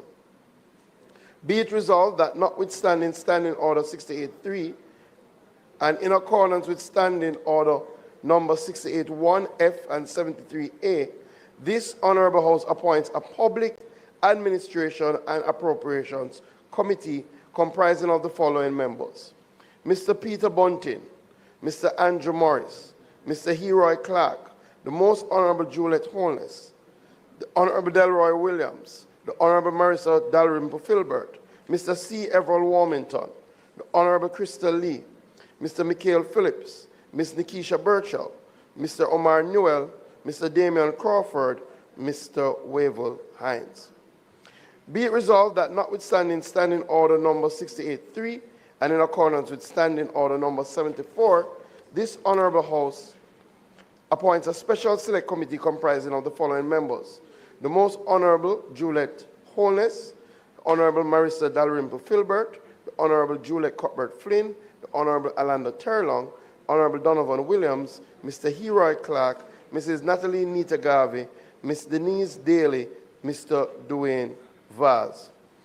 Be it resolved that notwithstanding Standing Order 68, and that is to examine and recommend for approval proposed estimates for constituency projects submitted to the Constituency Development Fund for respective members of Parliament. Be it resolved that notwithstanding Standing Order 68.3 and in accordance with Standing Orders numbers 68.1C and 71, this Honorable House appoints the House Committee comprising of the following members: the Honorable Floyd Green, the Most Honorable Juliet Holness, Mr. Heroy Clark, the Honorable Robert Nestor Morgan, the Honorable Carencia Morrison, Mr. Philip Paulwell, Mr. Fitz Jackson, and Mr. Wavell Hines. Be it resolved that notwithstanding Standing Order 68.3 and in accordance with Standing Orders numbers 68, 1B, and 70, this Honorable House appoints a Standing Orders Committee comprising of the following members: the Most Honorable Juliet Holness, Mr. C. Everall Warmington, Mrs. Marlene Malahoo Fort, the Honorable Donovan Williams, the Honorable Floyd Green, Mr. Philip Paulwell, Dr. Angela Brown Burke, Mr. ISAT Buchanan. Be it resolved, notwithstanding Standing Order number 68.3, that this Honorable House appoints a committee comprising the following members: the Most Honorable Juliet Holness, Chairman, Mr. Heroy Clark, Mr. Dwayne Smith, Mr. Andrew Morris, the Honorable Crystal Lee, Mr. Anthony Hilton, Dr. Kenneth Russell, Mr. Wavell Hines, to sit jointly with a similar committee to be appointed by the Senate to consider and report on private bills. Be it resolved that in accordance with Standing Order 73F, this Honorable House appoints a caucus of women parliamentarians comprising all female members of Parliament to sit jointly with a similar committee to be appointed by the Senate. Mr. Speaker, I further beg to give notice that at a later stage today, I will move for the suspension of standing orders to enable me to take these motions. Questions and answers to questions.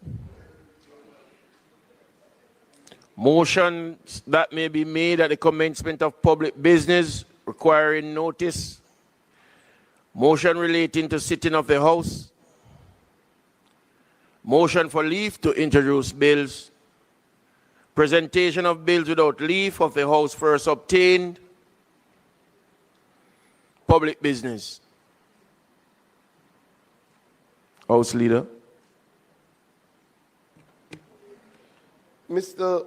Speaker, I now move for the suspension of the standing orders to enable me to take the motions, notice of which I gave earlier.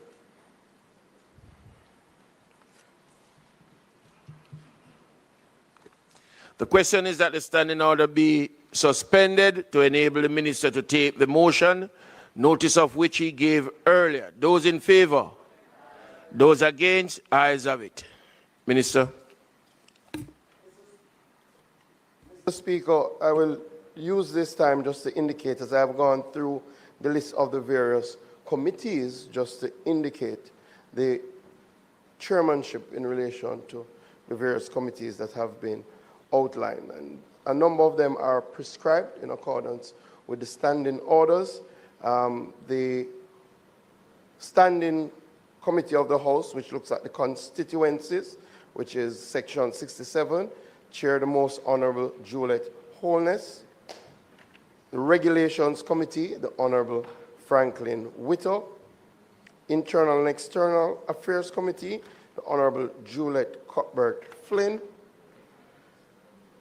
The Ethics Committee, Mrs. Marlene Malahoo Fort. The Human Resources and Social Development Committee, Mr. Dwayne Smith. The Infrastructure and Physical Development Committee, Mr. Heroy Clark. The Economy and Production Committee, the Honorable Orlando Terrelong.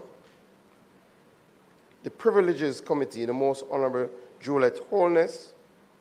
The Public Accounts Committee, Mr. Julian Robinson. The Public Administration and Appropriations Committee, Mr. Peter Bunting. The Special Select Committee for Constituency Development Fund, the Most Honorable Juliet Holness. The House Committee, the Honorable Floyd Green. The Standing Orders Committee, the Most Honorable Juliet Holness.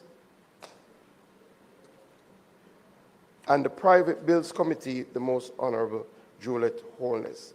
And the Caucus of Women Parliamentarians, the Honorable Olivia Grange.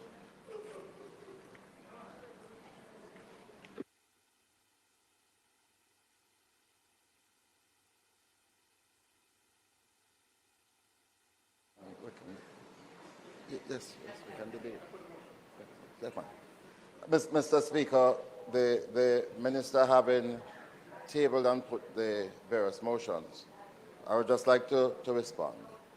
And I will start by reminding the House that when we first met as a new parliament, the Speaker was emphatic that this term we are going to abide by the standing orders. And we support that fully, and we are looking forward to the work of the Standing Orders Committee, because we have already given signal from last term that there were some areas that we want to strengthen, especially in relation to the role of the opposition, questions and answers. We believe that that has not conformed to good democratic practice over the past, and especially also in relation to private members' motions. And I was very pleased that the Speaker, in anticipation of that work, announced that we had gotten some international assistance. And at our first meeting, we expect to see a draft of those proposals. So as the leader of government business undertake this work of appointing committees, I want to make sure that we are, in fact, keeping in line with the standing orders. The minister was on the right footing when he first started to read out the membership of the committees, because in the first readout, he did not name the chairman. And that is in accordance with the standing orders. But at the end, he went back and announced, chairman of committees, that the standing orders, quite deliberately and specifically, explicitly, refer to the appointment or the election of chairman at the first meeting of the committees. And so, Minister, I don't think it's appropriate for us at this point to be voting in relation to the chairman of committees. But also, in that regard, and as we anticipate that the chairmanship will revert to the committees to determine, I want to remind the government and the House that there had developed a practice, good practice started by Prime Minister Bruce Golding, where those committees that were regarded as oversight committees, to promote transparency, to ensure the separation of powers, which is a fundamental principle under which we operate, fundamental principle.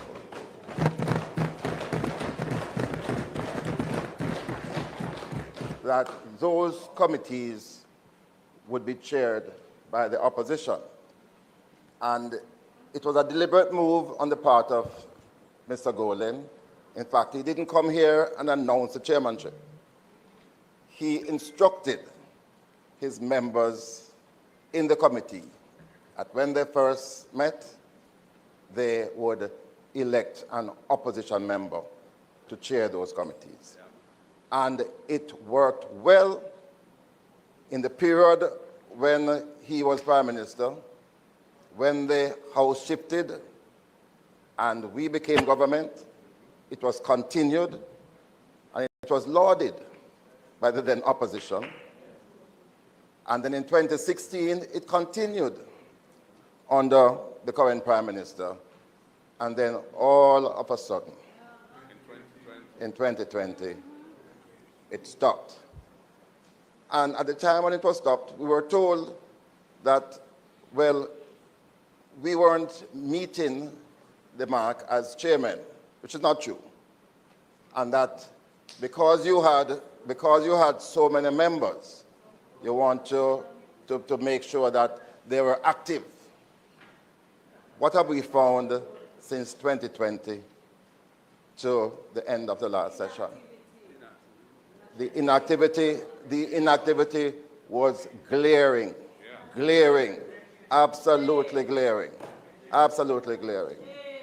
And I am using this opportunity to ask the government to reflect on this position. It's a fundamental position.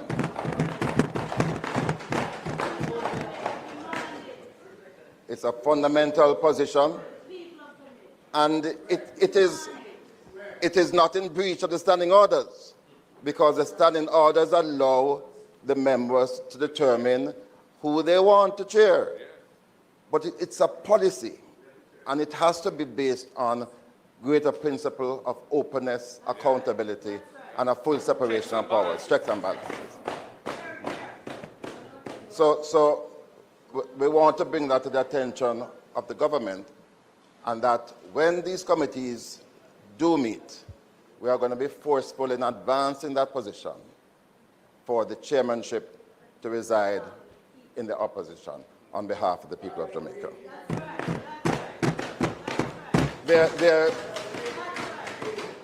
There is a third and probably the most fundamental issue.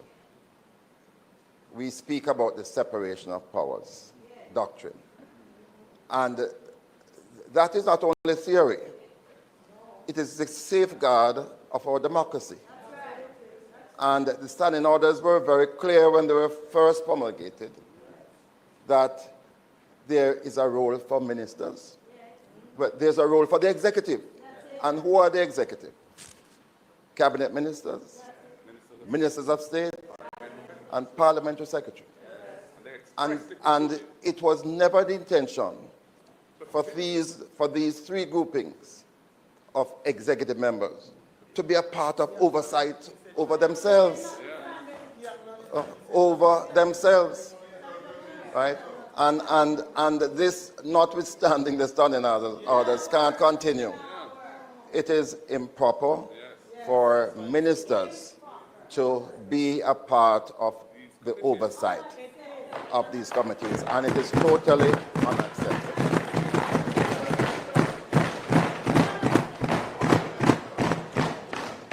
So leader of government, in the spirit that we have agreed to work as we try to ensure that there is greater reaching across the aisle and working together for the interests of Jamaica, we believe that these principles I have enunciated must be preserved, and we are going to hold fast to them. Thank you.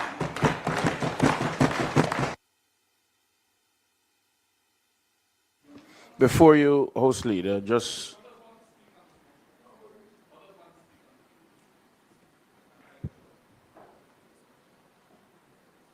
before you go, I just want to bring it to the House attention that the consultant from the Commonwealth Parliamentary Association has completed a draft of amendment to the standing orders, and this will be presented to the Standing Order Committee in short order.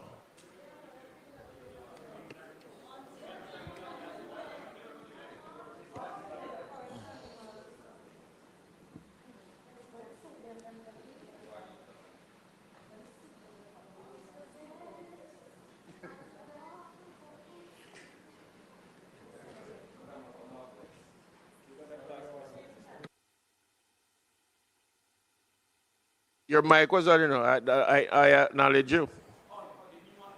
The point in my direction. All right, sir, I understand. We'll pay attention to that. All right, sir, I understand. Yeah, Northwest St. Catherine. Mr. Speaker, I too join with the leader of opposition business in the concern about the new practice of placing ministers on oversight committees. Indeed, Mr. President, while I acknowledge your statement that there will be, in short order, some review of the standing orders, even if that is reviewed, the concern is not removed. Mr. President, Mr. Speaker, we'll get used to it over the next 20 years. But Mr. Speaker, the fact of the matter is that I stand not on hostility to any individual, but out of loyalty to a process of democracy that has served us well. Mr. President, the Westminster system for which we practice has a fusion of power, Mr. Speaker, has a fusion of power which calls for the legislature and the executive to sit in the same house. That has allowed for efficiency of government, that has removed, in many cases, the probability of shutdowns that we have seen in other spaces across the world and gridlock. But that efficiency must also acknowledge and accept that there is a need and a purpose still for separation. That need and purpose cannot be ignored by the simple fact that the fusion. The speaker is speaking. Yes, as long as I'm being recorded. They answered, yes. So, Mr. President, Mr. Speaker, now that I have your attention, I want to reiterate that importance of separation. Mr. Speaker, what we have here with ministers being on oversight committees is that he or she that should be overseen is now offering oversight. The overseer is now overseeing themselves. And that not only is an affront to the process of democracy, but the perception of the public that there is light being shone in the direction and areas that they themselves are interested for the light to be shone.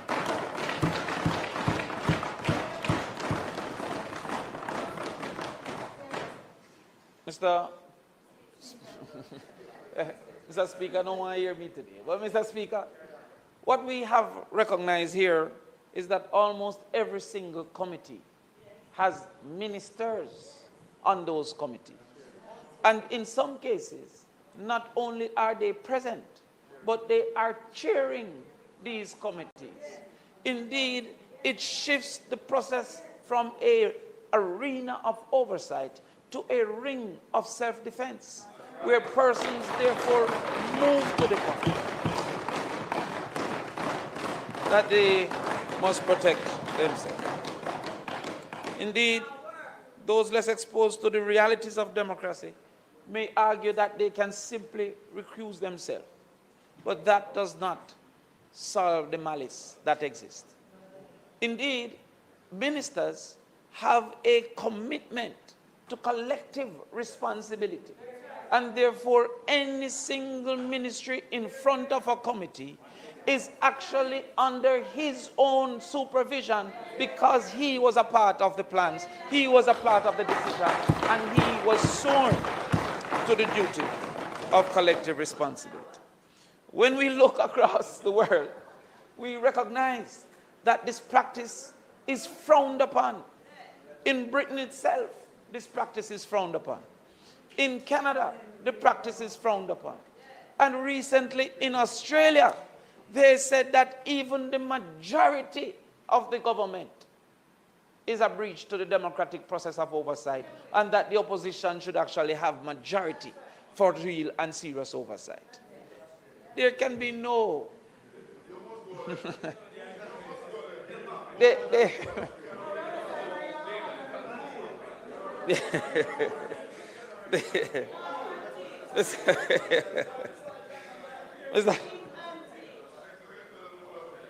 The most fundamental purpose. And you know, one of those who should be protecting oversight as a backbencher is now promoting not being a chair of any of those committees that is there. But you know, I want you promoted. I'm going to stand on your behalf. But Mr. President, Mr. President, the real purpose of the legislature is to protect the interest of the people from the abuse of power from the executive. And that is deflated and defeated by the proposals that we have heard here today.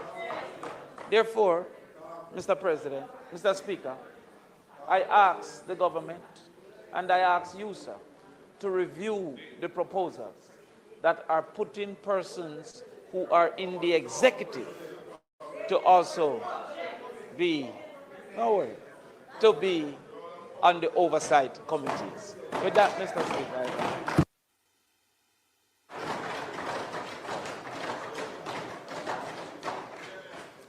Member from West Central St. James.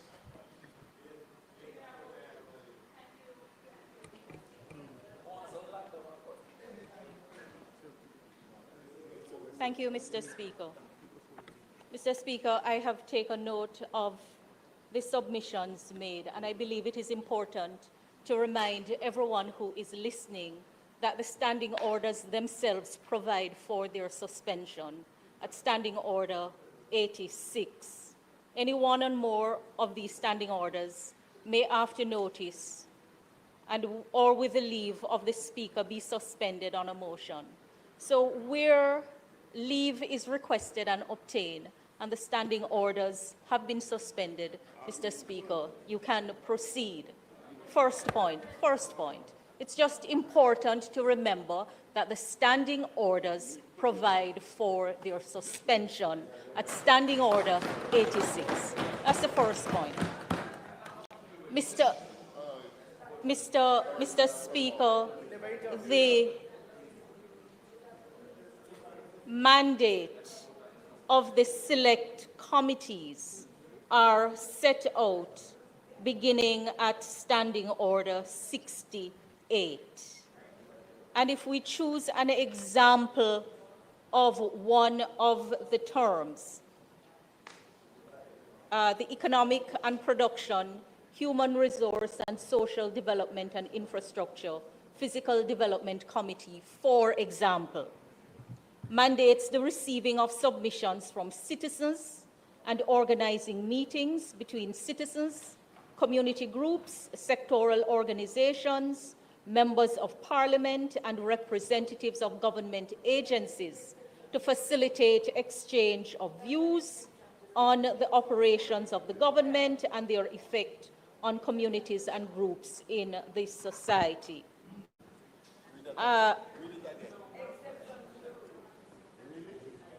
Mr. Speaker, you can, and members of the public may look on the mandate. Government is not just the political directorate.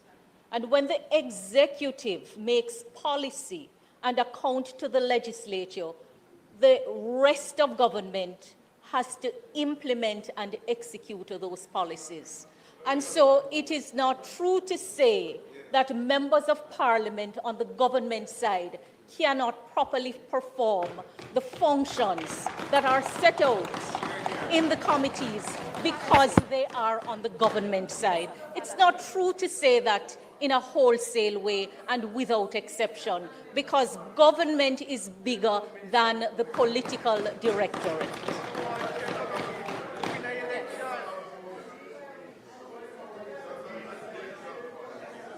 No.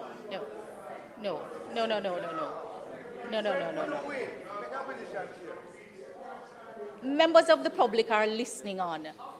And regardless of the views, accuracy matters. Accuracy matters. I'm not saying the point is not a valid point, but I'm saying the work is bigger than what has been practiced in the past. Member. And oversight Member has to be from West provided Central. for all of government. Member from West Central. Be reminded that you're speaking to the speaker through the speaker.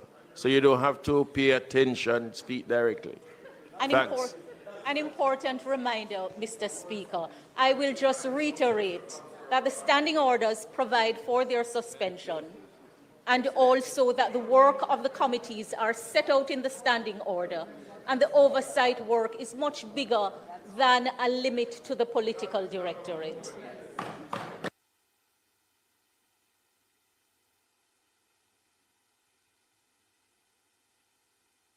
His mic is on. Your turn.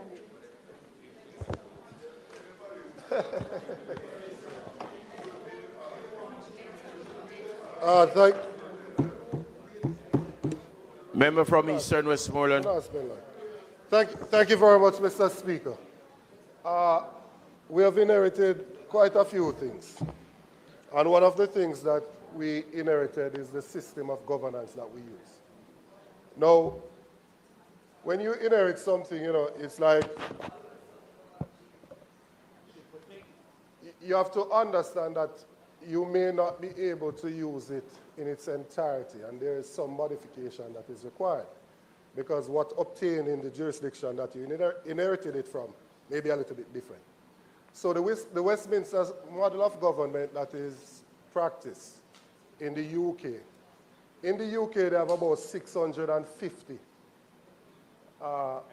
MPs, members of parliament. For a political party to be victorious, they need 326. But they only have about 120 ministers of government. Therefore, the legislature is not overrun by the executive, as is the case here, because we only have 63. And for a party to win, they need to get 32. And what has happened in this particular instance is that majority of the members of the government side have been appointed to the executive, only leaving 5 of them on the backbenches. And that overrun of the legislature by the executive is what is at the root of this problem.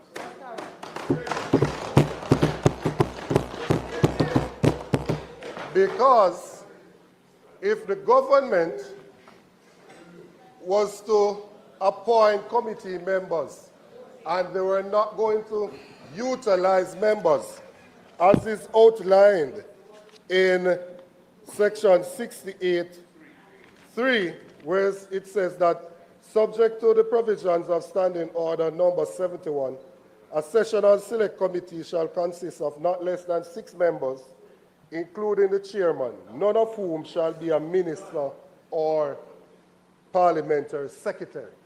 That's what it states. The reason why they are having a difficulty is because they chose to place majority of their members as a part of the executive. And it has only left 5 members that would need to serve on all of the committees.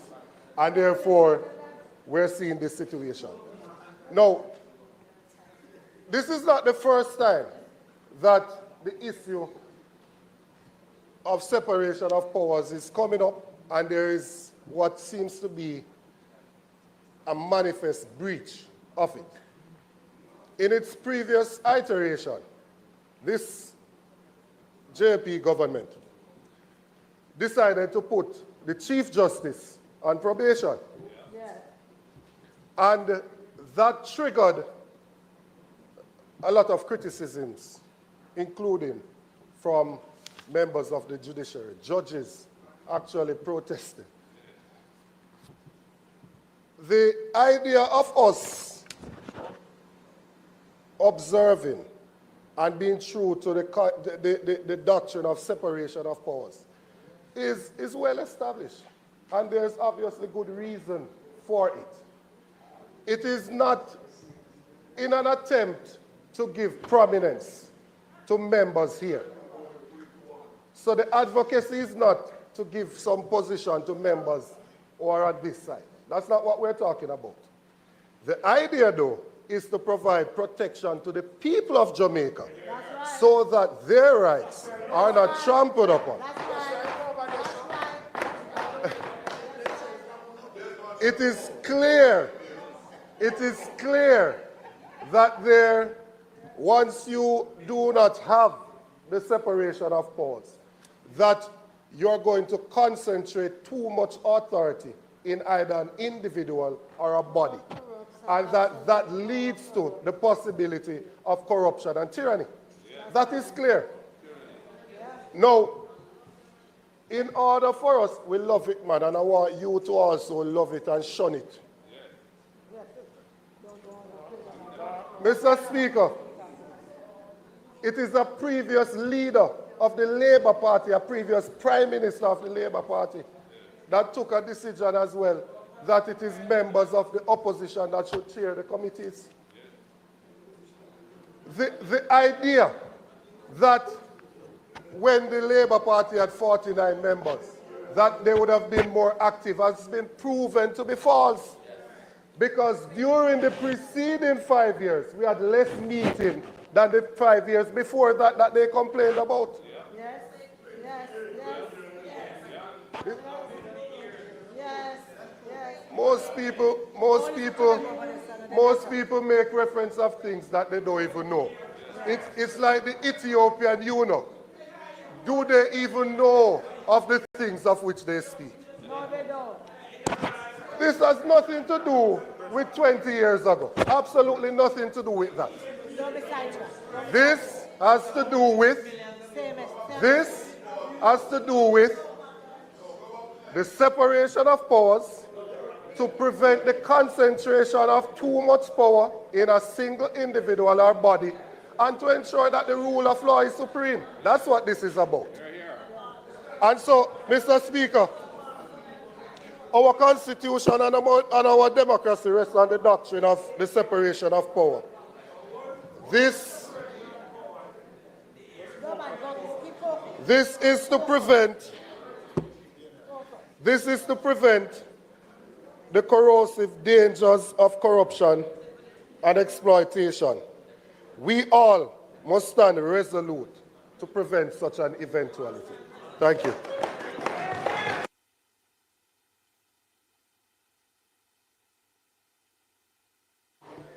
St. Andrew Southern.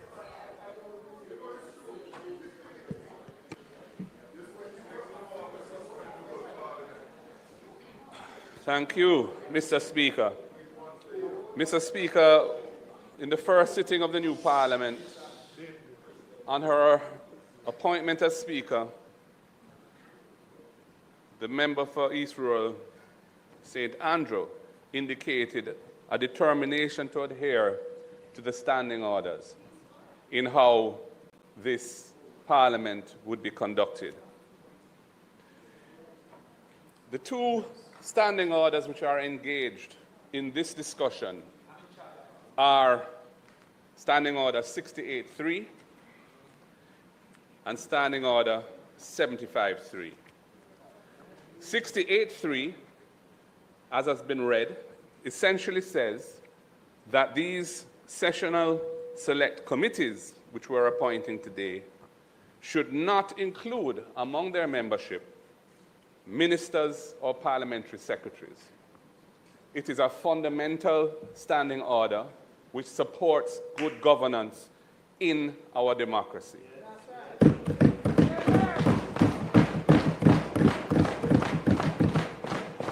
This is not about quibbling whether a question is, in fact, a statement, or you're speaking a bit too long, and the sort of things that often engage the Speaker at any given point in time in the cut and thrust of parliamentary proceedings. This is about the separation of powers, about accountability in governance, and about how Parliament should have appropriate checks and balances for executive excess.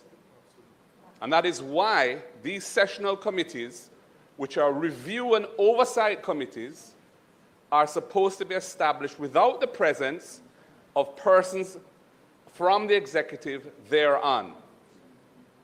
There is no issue about government MPs being on them, and in fact, the rules provide for the government MPs providing a majority of the members of these committees.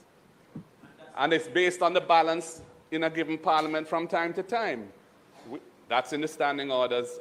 And while in Australia we heard they may think that that is not an ideal situation, it is what governs our parliament.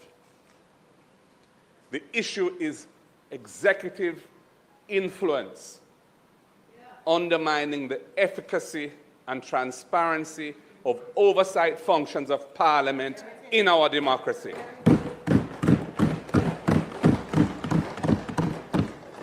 I'd also say that the way this motion was put did not make any reference to any suspension of the standing orders. There was a suspension of the standing orders to enable the motion to be put. But the substance of the motion simply said, notwithstanding 68.3 and so on. Notwithstanding 68.3, notwithstanding, it was repeated for each one of the elements of the motion. There was no invocation of the suspension standing orders. And furthermore, I think it's an abuse of the standing order that provides for the suspension thereof for a fundamental standing order which is expressed in terms which precludes and prohibits a course of action to be pursued by invoking the provision that says that standing orders may be temporarily suspended. That is an abuse of that provision, and that's not the intention of that provision.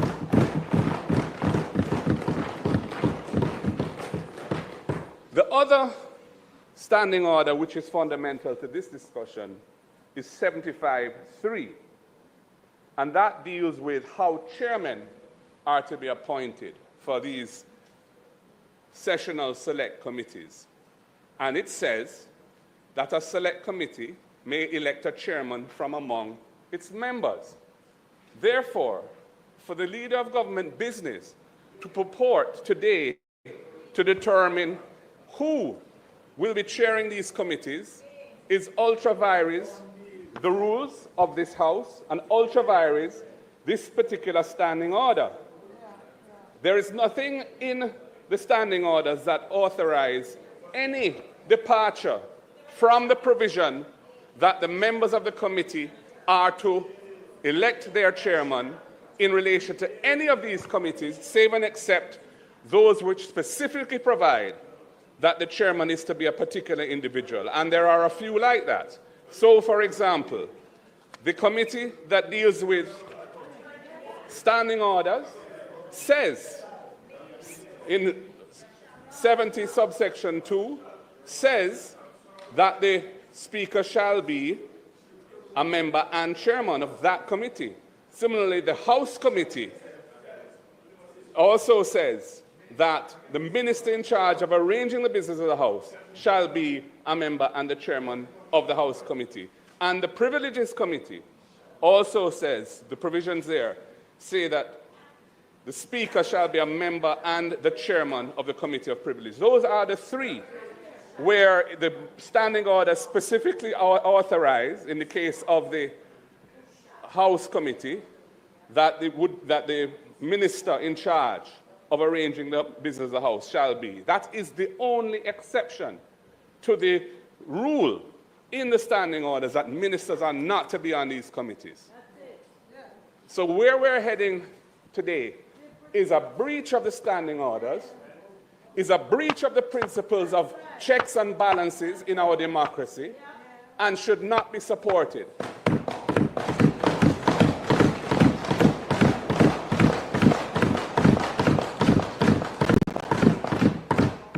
At the first sitting of this Parliament, I raised the issue of the chairmanship of these committees in light of the comment made by the Prime Minister at his swearing-in ceremony, invoking the spirit of partnership. And I said that if, as part of that partnership, we were hoping and expecting the reintroduction of a convention that had been established under a JLP government when Prime Minister was Bruce Golding, that exhorted the members of the committees then to appoint an opposition member to chair the committees. It worked well. It was an improvement on our democracy, and it did not violate the standing orders because the specific standing order, 75.3, allows that choice to be made by the members. When Portia Simpson Miller, the most honorable, became Prime Minister under the PNP government of 2012, we did not depart from that convention. To the contrary, we saw that it was an enhancement of our democracy, and we elected to follow it. And it has worked well. When the Jamaica Labour Party was returned to office in 2016, for that first term, they too, under Andrew Holness as Prime Minister, followed that convention. It was only after the 2020 election that there was a departure from that convention, and it was justified, in quotes, it was justified on the premise that the committees weren't performing adequately and that they would perform much more efficaciously if the government controlled the committees through appointing the chair. So the government has a majority on the committees, and the government appoints the chairman of the committees. That is the antithesis of oversight. As a member, the newly minted member for Northwest St. Catherine said, that is not an arena of accountability. That is a ring of self-defense for the executive. So, Mr. Speaker, it was with a strong sense of disappointment that I speak in this debate on this motion. I am extremely alarmed and disappointed that the government is proceeding down this undemocratic path in violation of the standing orders. I urge them to reconsider this, as we will not support this motion. Thank you.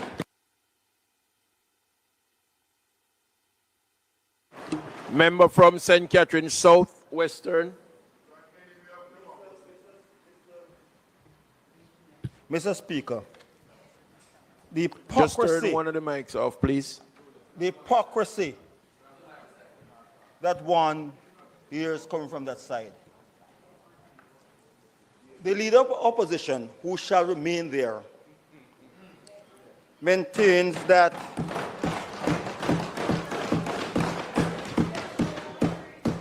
he codes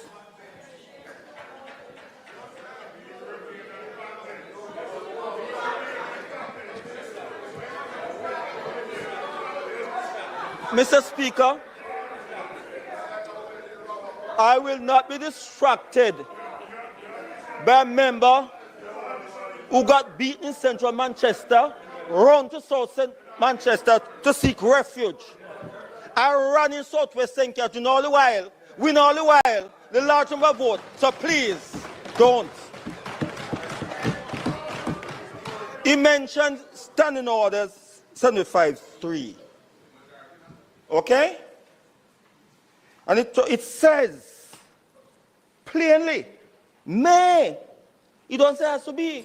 It says may. Okay? It's 68-3 said, subject to provision of standing order number 71. A sessional select committee shall consist of not less than 6 members, including chairman, none of whom shall be minister or parliamentary secretary. All right?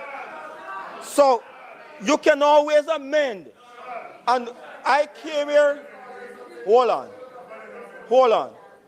I came in 1980. And the only other 2 members who served here since then was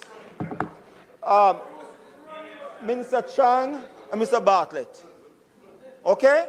And since then, they've always come, they always maintained, and his government, notwithstanding Standing Order 75, he approved on his government constantly. So why it's so convenient today? Hold on, man, hold on. I served on committees while you were government, and there were ministers who sat on those committees and chaired those committees.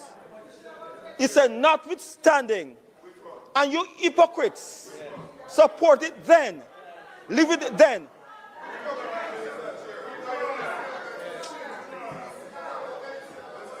That's a minute. It has not been changed. No. It has not been changed. Member. Bruce Golding came here. Member, sorry. Look here. You're rising on a point of... The language of hypocrites and pointing to us is unparliamentary, and I urge a member to withdraw. Withdraw what? Withdraw. What is that withdraw? Hypocrites? Well, all right. I wouldn't say hypocrite. I say hypocritical behavior. hypocritical behaviors.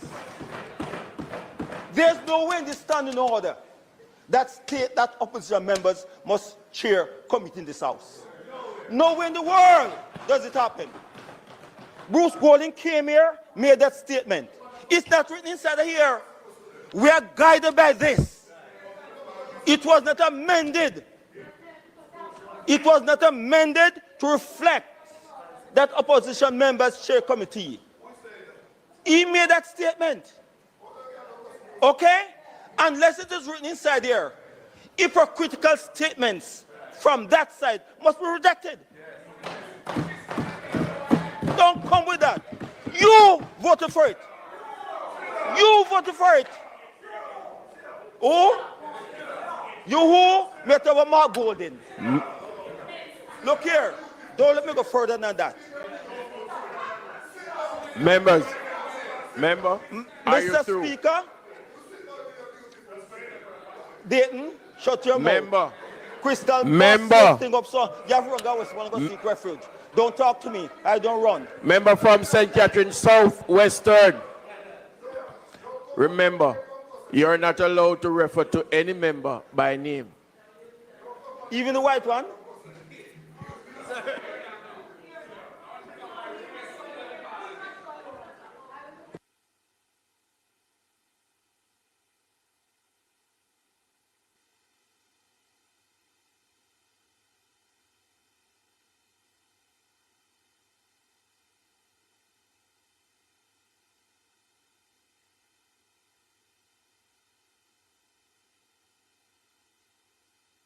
Member from St. Catherine Southeastern. St. Clarendon Southeastern, sorry. Thank you, Mr. Speaker. I've listened to the commentary from colleagues, and I want to make it very clear that the past arrangements must be seen for what they were. Political accommodations, not any constitutional obligations. And that must be very, very clear. In this democracy, our democratic architecture allows for Parliament's function to be in a manner consistent, not only with the standing order, but with the sovereign will of the people, a people who made certain decisions on September 3rd. And when they made those decisions, the decisions allowed for a composition, permit me, for the composition of Parliament, which always has at least one side having a majority, whether slim or wide. And because of the democracy, you do have conventions, but you have the flexibility as things evolve to review, restructure, and to make decisions. And I would say that the decisions made in terms of the chairmanship as they are now reflect an effective balance, where you see the PAC and the PAAC still chaired by the opposition, and those are the committees that have specific connectivity to financial accountability and fiduciary matters, while the others are more policy and legislative, and those are actually effectively chaired by the government and may lead to greater balance and efficiency. And I'm glad that the members said what he said a while ago, that it's my interpretation, and that is what is allowed in a democracy. A democracy, permit me, a democracy is not static. It is a creature, it is evolving. And as long as whatever you are effectively doing does not offend or contravene the standing order, the laws, or the Constitution, permit me. You have your opinion, and I listened. Listen to me, and then thereafter you can tell me if I'm speaking foolishness. Now, as I was saying, Mr. Speaker, as long as it does not contravene the standing order or the laws, it is the governing party, the majority in the Parliament, that has the responsibility of making decisions in how best it can see the efficiency of the committees. Now the question then is if we see this to be improved coordination and a balance, because we still have the opposition chairing two of the committees, particularly the critical ones that relate to fiduciary matters, then the question is whether or not it offends or contravenes the standing order. In my opinion, Mr. Speaker, it was noted that the member spoke to Section 75, and the country must be very clear in understanding the distinction in law and legislative interpretation between the words may and shall. And here, where it says may, that is a discretion.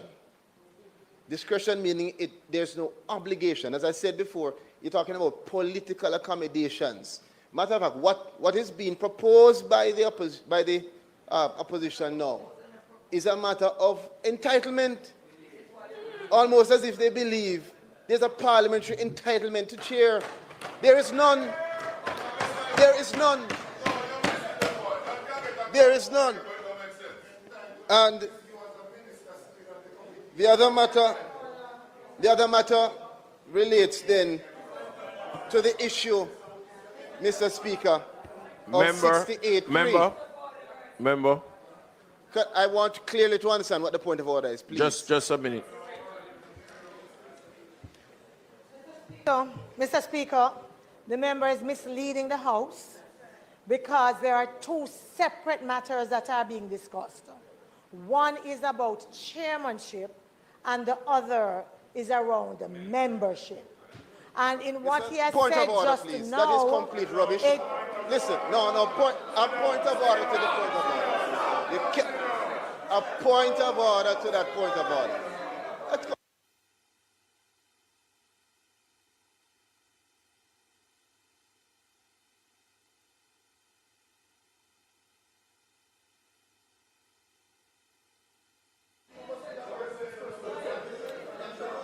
So there are two different issues that have been raised, Mr. Speaker.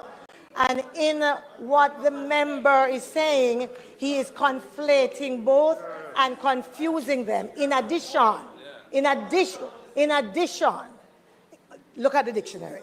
In addition, Mr. Speaker, there has been no entitlement that has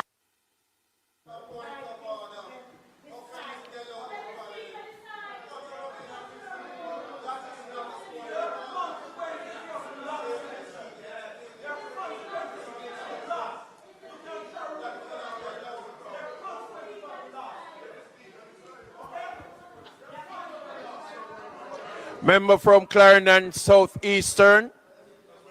Member from Clarendon Southeastern. You may continue. You know, Mr. Speaker, my submissions, are not in any way, people know, to be seen as trying to be contentious, but rather bringing clarity to the country. You can agree or you can disagree. But when you rise to say a point of order, it must have a fundamental ground as a point of order. That was not. So let me move on. I was bringing us, in my closing, back to the matter of 68.3. Our 68.3 speaks to the select committees and all of the sessional select committees, and rightfully provides guidance to us, subject to the provisions of Standing Order 71. And I will allow the House Leader to go into further detail in how the Parliament has treated with matters of this nature for the life of the Parliament, in terms of the procedure used to ensure that you can, as a Parliament, determine whether you abide strictly by this or you call for certain procedures to allow you to have, as in this case, ministers on the committee. There is a particular procedure that can allow for it, despite the vocabulary used in 68.3. But I'm going to allow the House Leader to go into greater detail in that regard. House Leader. Mr. Speaker, Mr. Speaker, I have heard. What you mean, sit down? What you mean, sit down? Who? No, Mr. Speaker, my mic was on. Member. I had asked the House Leader to speak. The reason that your mic came on is that I had turned off his mic first when the other member was speaking, and you put your mic on, so you get the go-ahead. I am now asking the House Leader to speak, and then you.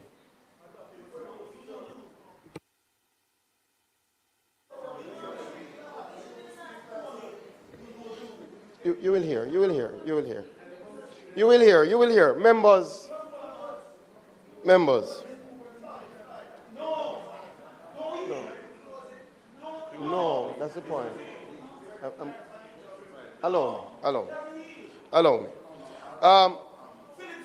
I'm not going to close the debate. No.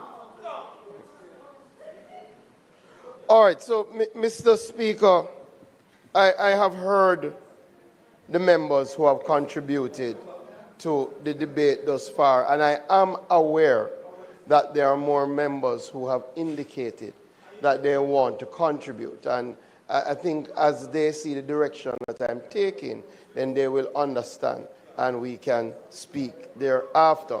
But as I have gotten up a couple of things, Mr. Speaker, and I say this one to the members in general, as this is our first official business day of the Parliament.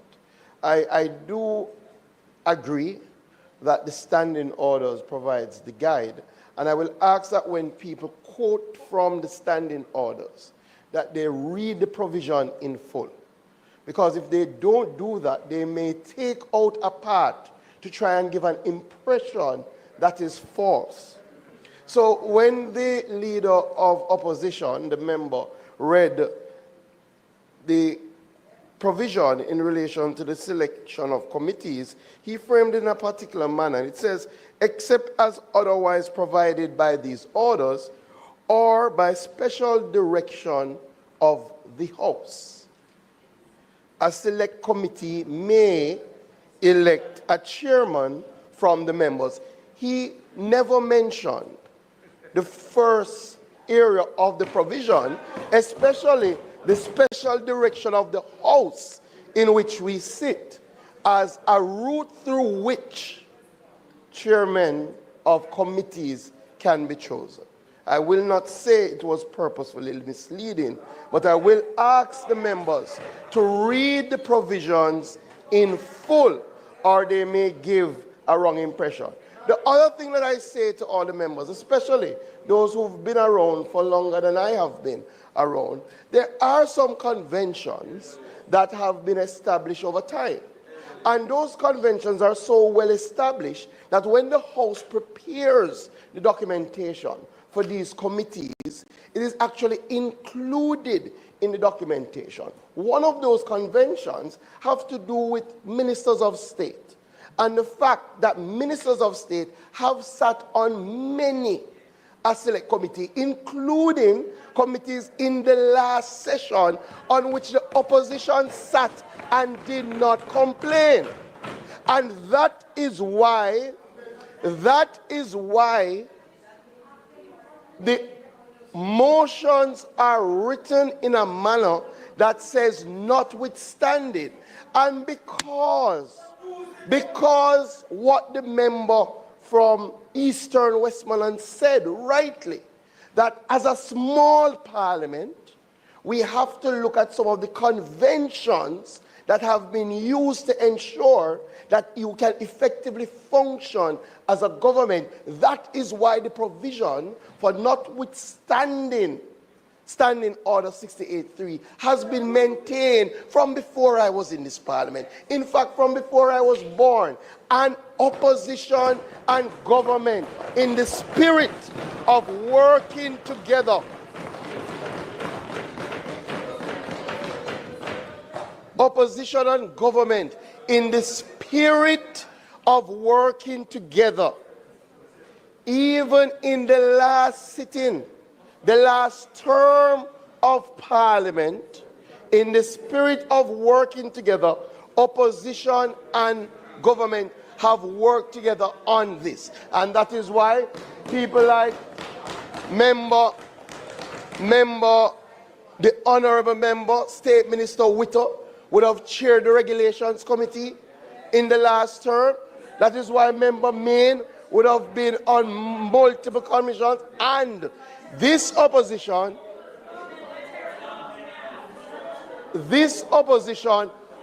under the same leadership, the same leader of opposition, the same leader of opposition business raised no issue. I say that the opposition must reflect as to whether we are going to truly work together in a spirit of cooperation. I'll make two more points and then I'll indicate my intention. No, there is a fallacy that is paraded around as to whether the committees function better under opposition rule, chairmanship, which was a brief point in our history. And when I looked at the functioning of the committees in relation to how many times they met, it is very hard to discern the difference between when the opposition was in charge of the committees and when the government was in charge of the committees. In fact, with a committee like the Ethics Committee, between 2012 and 2015, it met nine times. It met 9 times. A committee under the change during that same 3-year period between 2016 and 2020, it met 15 times. Again, what you hear the members speaking of is that it depends on the amount of work that the committee has to do. The additional point that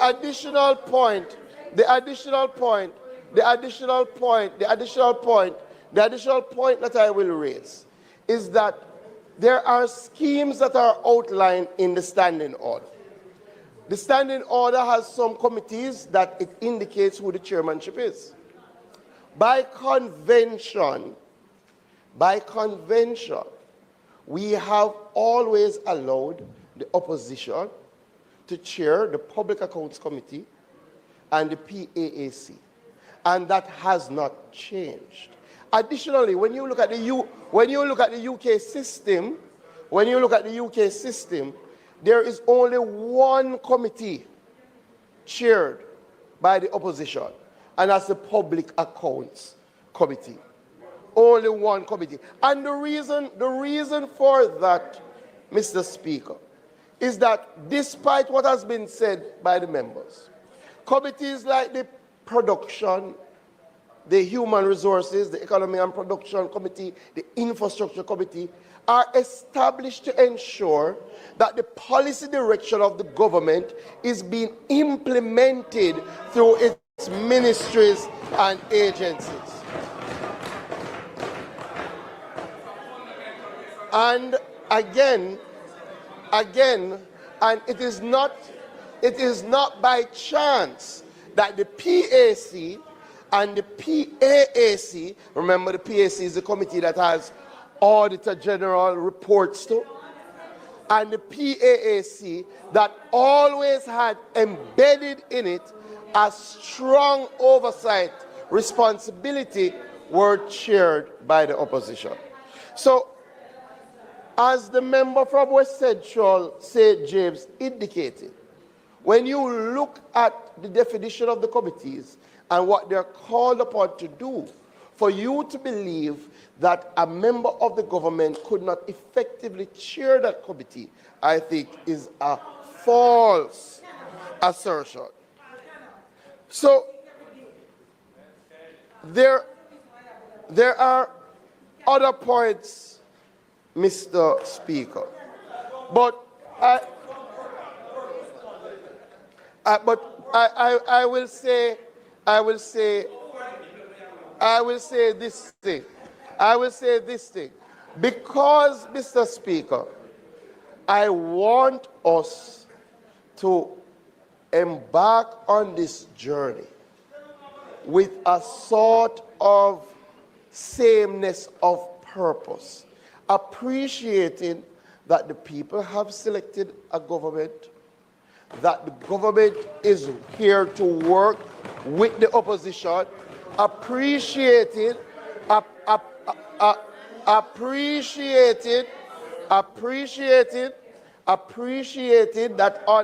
on every single committee, the opposition has members. What I will allow me, members. What I will do, Speaker. What I will do, because to be honest, I thought we were on when I spoke to my opposition counterpart, even though he did indicate some misgivings in relation to the chairmanship, right? I thought that the other matters that they have raised, which especially the ones which they as government, when they were government, were accorded those privileges, I think maybe it is the moment they are utilizing.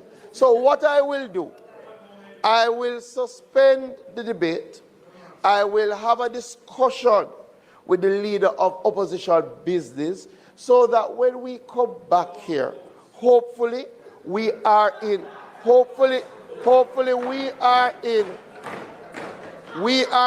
one accord. Additionally, as I said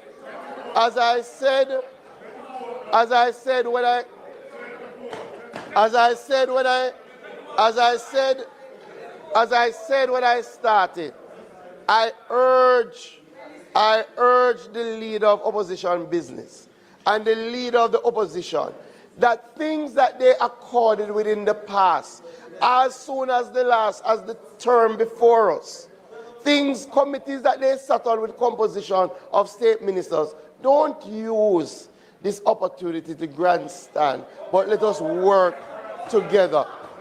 So, Mr. Speaker, I ask for the suspension of the debate, and we will continue.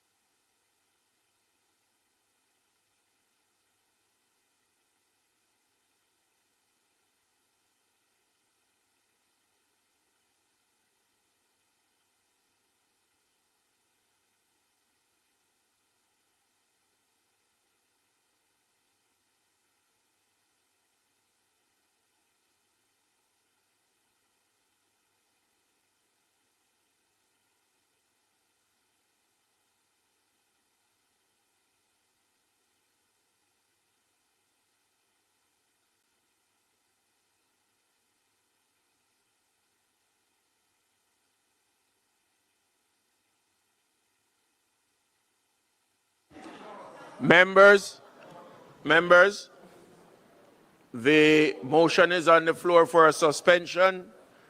Those in favor? Those against? The ayes have it.